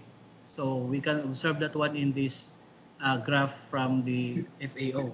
And next slide, please. So in Indonesia, there are projects that are implemented related to circular bioeconomy. So this is our case study from review of the literature, which is systematically chosen using the Prisma. And however, we limit only to 5 years for 5 years in scope for the selecting this study. So we have the study from Michaela. They use this pulp and paper, okay, for biomass production and also livestock waste for their resource efficiency. SFE, Small Forest Enterprise, also were introduced in alignment with bioeconomy principles, and also rubber materials were explored to produce medical prototype for venipuncture medical operations. So these are some of the studies that were found in Indonesia related to circular bioeconomy. And okay, next please. Next slide, please. For the regional challenges and gaps, so from the data and also from the literature review, we have found that ICT, which is also part of the PC component, these are the challenges. Okay, the dimension in this ICT, or this dimension, ICT and good governance, is weak across the region because most have low values in ICT and good governance, suggesting there is a need for a digital transformation and also digital infrastructure development, which is common in developing countries. So next please. For the research, innovation, and development, also we have seen that most countries have negative scores except for Singapore, which has the highest score in the research, innovation, and development. So it shows that Singapore, the research and development are highly related to PC4, which ultimately addresses the challenges in transitioning to bioeconomy model in Southeast Asia. And however, there are issues also like technologies which are costly and lack of strategies to transition to CBE, and the lack of awareness and knowledge among stakeholders on the implementation of circular bioeconomy. So these are some gaps in research and innovation and development. Next slide, please. And also in the rural livelihood and development, which we noticed that Malaysia and Vietnam showed high performance in this aspect, in line with other countries which has high variables. So in our analysis, agricultural employment again falls within the threshold of rural development and manufacturing employment in PC1. So as shown in Indonesia's SFEs, small farmers enterprise, bioeconomy production can or enables rural communities to participate in the labor market. However, training and capacity building for farmers and other stakeholders on sustainable livelihoods on agriculture production must be implemented. Next slide, please. So the last challenge is the environmental impact, which most ASEAN member states face with these issues, like the climate footprint or high GHG emissions. We have seen particularly with most negative performance, except for Indonesia being the highest and Vietnam and Thailand being medium emitters. So for the material use efficiency, which is also related to environmental impact, the loadings, okay, like the material footprint can also help overcome these barriers related to land use and resource allocation. Next slide, please. So the opportunities that we found in this study based on the results are the following. For example, we can formulate or have this cross-border trade policy optimization opportunities between these countries. So trade development should be strengthened among ASEAN countries regarding bio-based products with, of course, if talking about trade, if we are to consider the circular bioeconomy indicators, the component results, so the Philippines will be on the lead for this trade policy optimization. And as seen also from the experience of bilateral trade in Brazil and China, so trade activities, however, can somehow are far from a low carbon economy. So it is important still that we need to balance sustainable production and also on the one end. So trade policies and regional cooperation in ASEAN countries should be strengthened, like for the production of abaca cereals and sugar should be equally allocated so that we will not exploit the land for agricultural purposes. So next is the agri-food systems emission reduction through waste valorization, which in many countries are already existing, but however, there is still a need to improve, especially that of these 11 countries, we have 6 to have quite low negative values for agri-food systems emissions. Okay, and the life cycle assessment to measure material use efficiency and also sustainability. And we also would propose to leverage country regional level comparative advantage, which is summarized in the table. For example, this one for Brunei, which has the strength of material use efficiency. So some other countries which has low material use efficiency can benefit from them, learn from them, and also maybe adapt what this Brunei has implemented in order for other countries to be also to emulate their practices. So for the implication of this is the Brunei is that will position for material circularity based, but they require the emission control. Okay, the readiness of Brunei is somewhat advanced compared to other country. So in terms of the Indonesia, of course, the positive score in research and innovation, they have the strength in that one, as well as in the Singapore, they have high research and innovation, which is the readiness is also advanced, and these countries are strong potential for bioeconomy, but requires agricultural rural development also. And for other countries which has limited readiness, so again, as mentioned, that they can benefit from other countries which are already advanced in this implementation or transitioning to a circular economy. So next slide, please.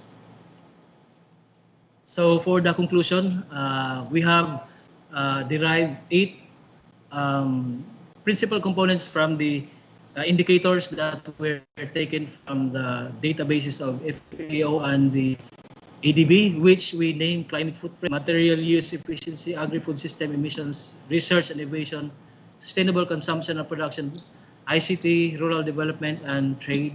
Next, please.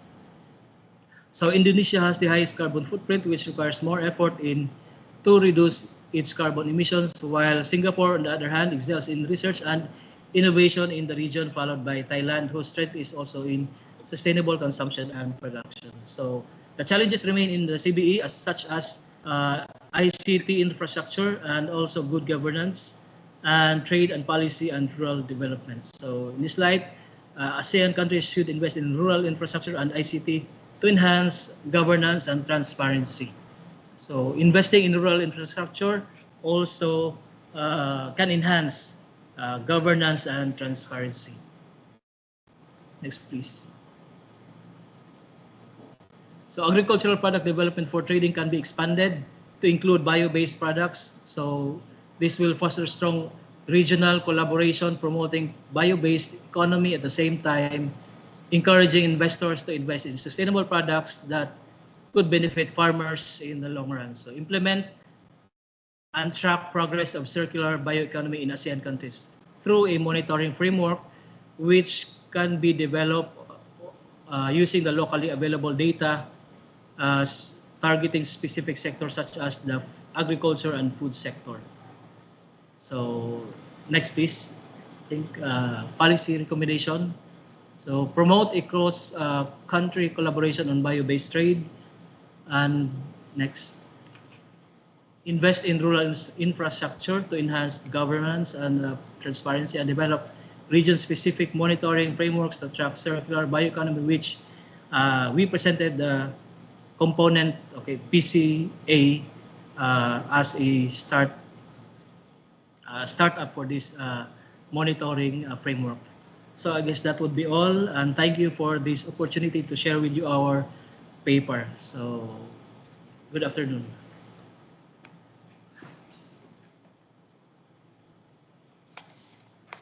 Thank you.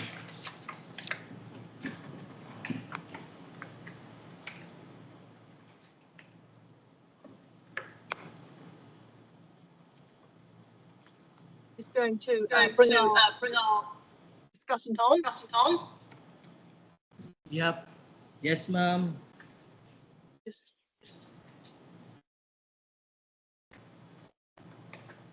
There she is. Alison, could you navigate for me the slide set? Slides up, yeah.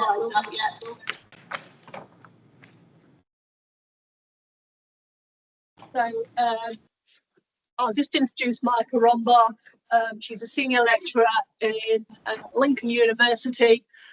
She is currently on tour with a group of our final year students down in Southland, so she may be on a bus or she may actually be at the accommodation. I'm not sure which, but Micah, over to you.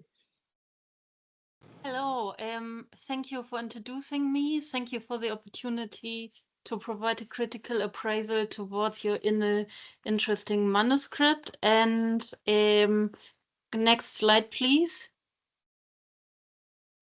First off, I would like to start with some praise for your manuscript. I overall feel this is a very robust and well-crafted manuscript, and it's characterized by clear readability and really high quality. It offers a very comprehensive introduction into the transition of circular bioeconomy, which I really liked, highlighting its significance, its challenging, as well as the critical role of data management and analysis. So that provided the reader an overall good lead towards your very clear objectives, the conceptualization of a circular bioeconomy, transition indicators for agri-food systems in Southeast Asia, identification of opportunities and challenges within the transition process, and then the provision of policy recommendation. Overall, I feel you provided an in-depth analysis and a good discussion of the results. So everything was well aligned to your three objectives, and you provided in addition practical and well-considered policy recommendation. Next slide, please. I have provided also a few suggestions for your manuscript that you hopefully find helpful. So within the introduction, I would encourage you to strengthen and provide a few more information on Southeast Asian agri-food system that will be particularly of value for readers that are not as familiar with that region. And rather than focusing within the introduction on your methodological approach, you provide there a paragraph on principal component analysis, emphasize how your work contributes to the recent body of literature. So rather outline the originality and merit of your work. I would not give the strong focus on the methods, given that is not the main focus of the paper is not being a methodological piece. Well, unless explicitly required by the journal, I'd said that I would avoid that because that is I felt that was a tiny bit of a disruptor towards leading smoothly towards the aimed objectives. And while the data collection and the cleaning process were well explained and clear, further justify and argue here the appropriateness of your approach. Then I would encourage that you strengthen the information related to a case study. So how was this case study developed? Which case school have you been followed? In the manuscript that I got to look at, the information seemed to be missing. So please disregard that comment with the whether this is a leftover term from your presentation. I know this was intentionally. However, this should be covered more in the method section. I further would encourage you within the method section to strengthen the information related to the literature review.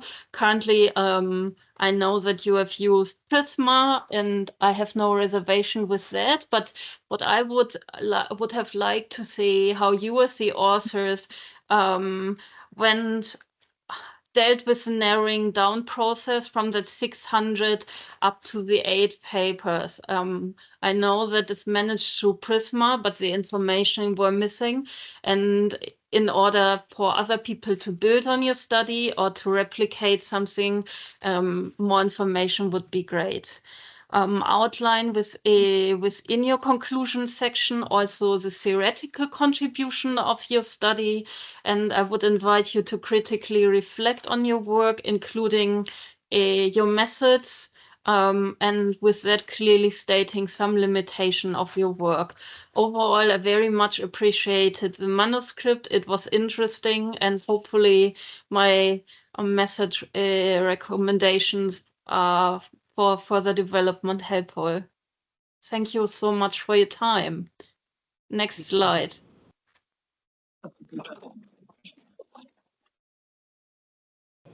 Thank you, Micah.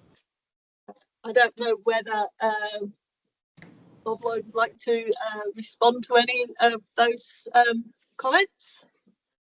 Oh, yeah.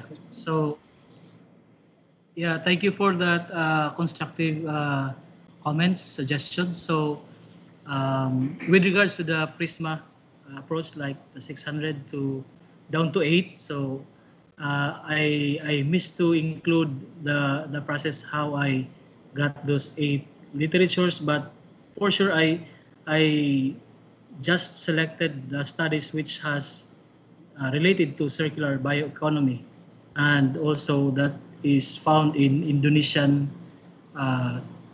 papers. Okay, the papers are conducted in Indonesia. So maybe from my 600 literatures, I was just able to get those 8 from my search term that I used, such as the, well, I will have to incorporate that one in the revised manuscript also, as for the methodology section is concerned. And what else? I will try to see. Okay. Wait.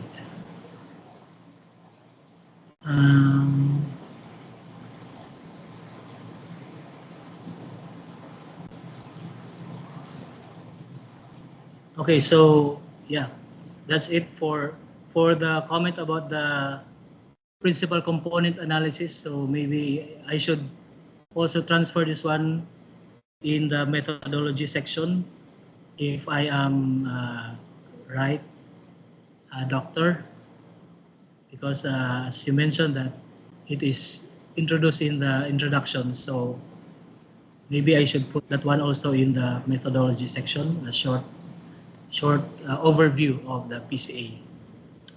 And yes, you are correct. I should have included in the conclusion part the theoretical contribution of my work or our work in this study, which I failed to do that one in this case. And also the limitations, I guess, because yeah, while the Prisma you mentioned is about 8 literatures, I guess that is one of the limitations. But anyway, I will address that one so that some of the limitations, for example, as also mentioned in other reviewers, like why we need to use the Prisma. So maybe the limitations of the study will have to be incorporated in the revised version of the manuscript. Okay, so thank you again. That's all. Do we have any final questions from the audience, either in the room or online?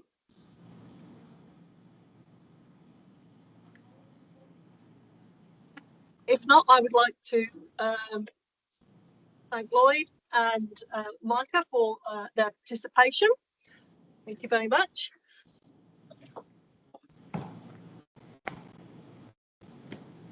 So it now falls to me just to close the workshop today.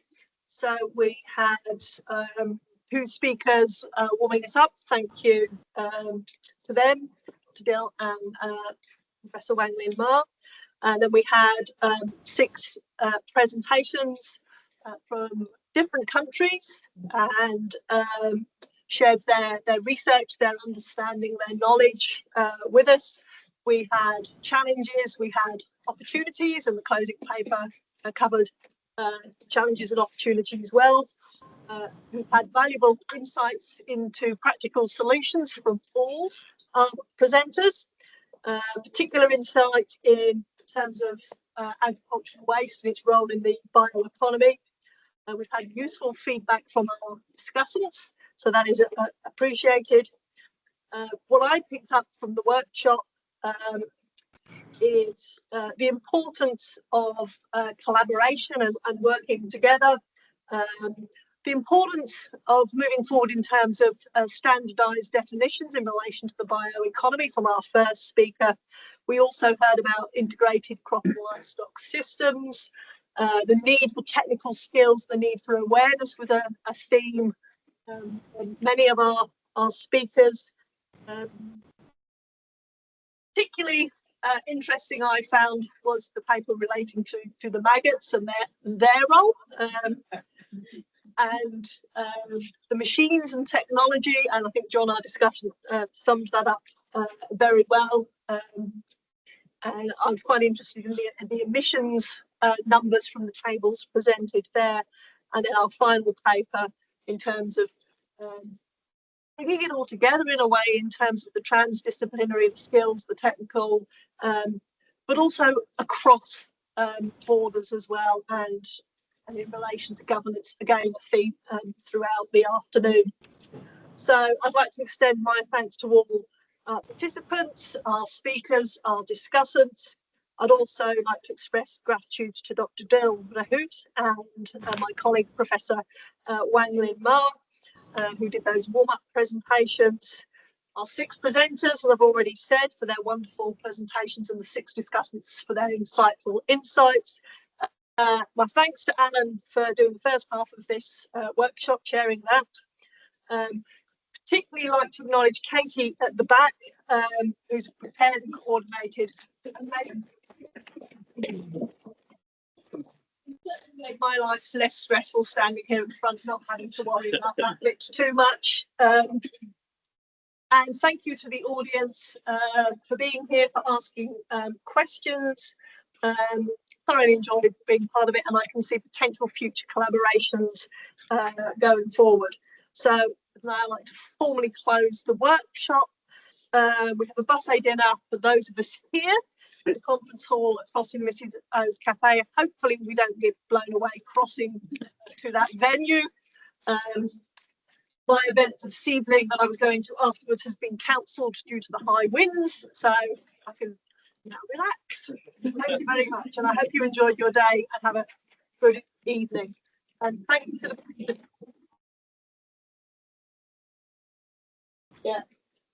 Yes, okay. So again, good afternoon. And I am Lloyd Celeste from Northwest Samar State University, Calbayog City, Philippines. And with me in this paper is my mentor, Anthony Halog from University of Queensland. And our paper is entitled Transition to Circular Bioeconomy in Southeast Asia. opportunities and challenges. So next slide, please. So in this paper, we are trying to present the regional circular bioeconomy performance index of the ASEAN countries, and also we are presenting a case study from Indonesia about their circular bioeconomy experiences, case studies or papers, and also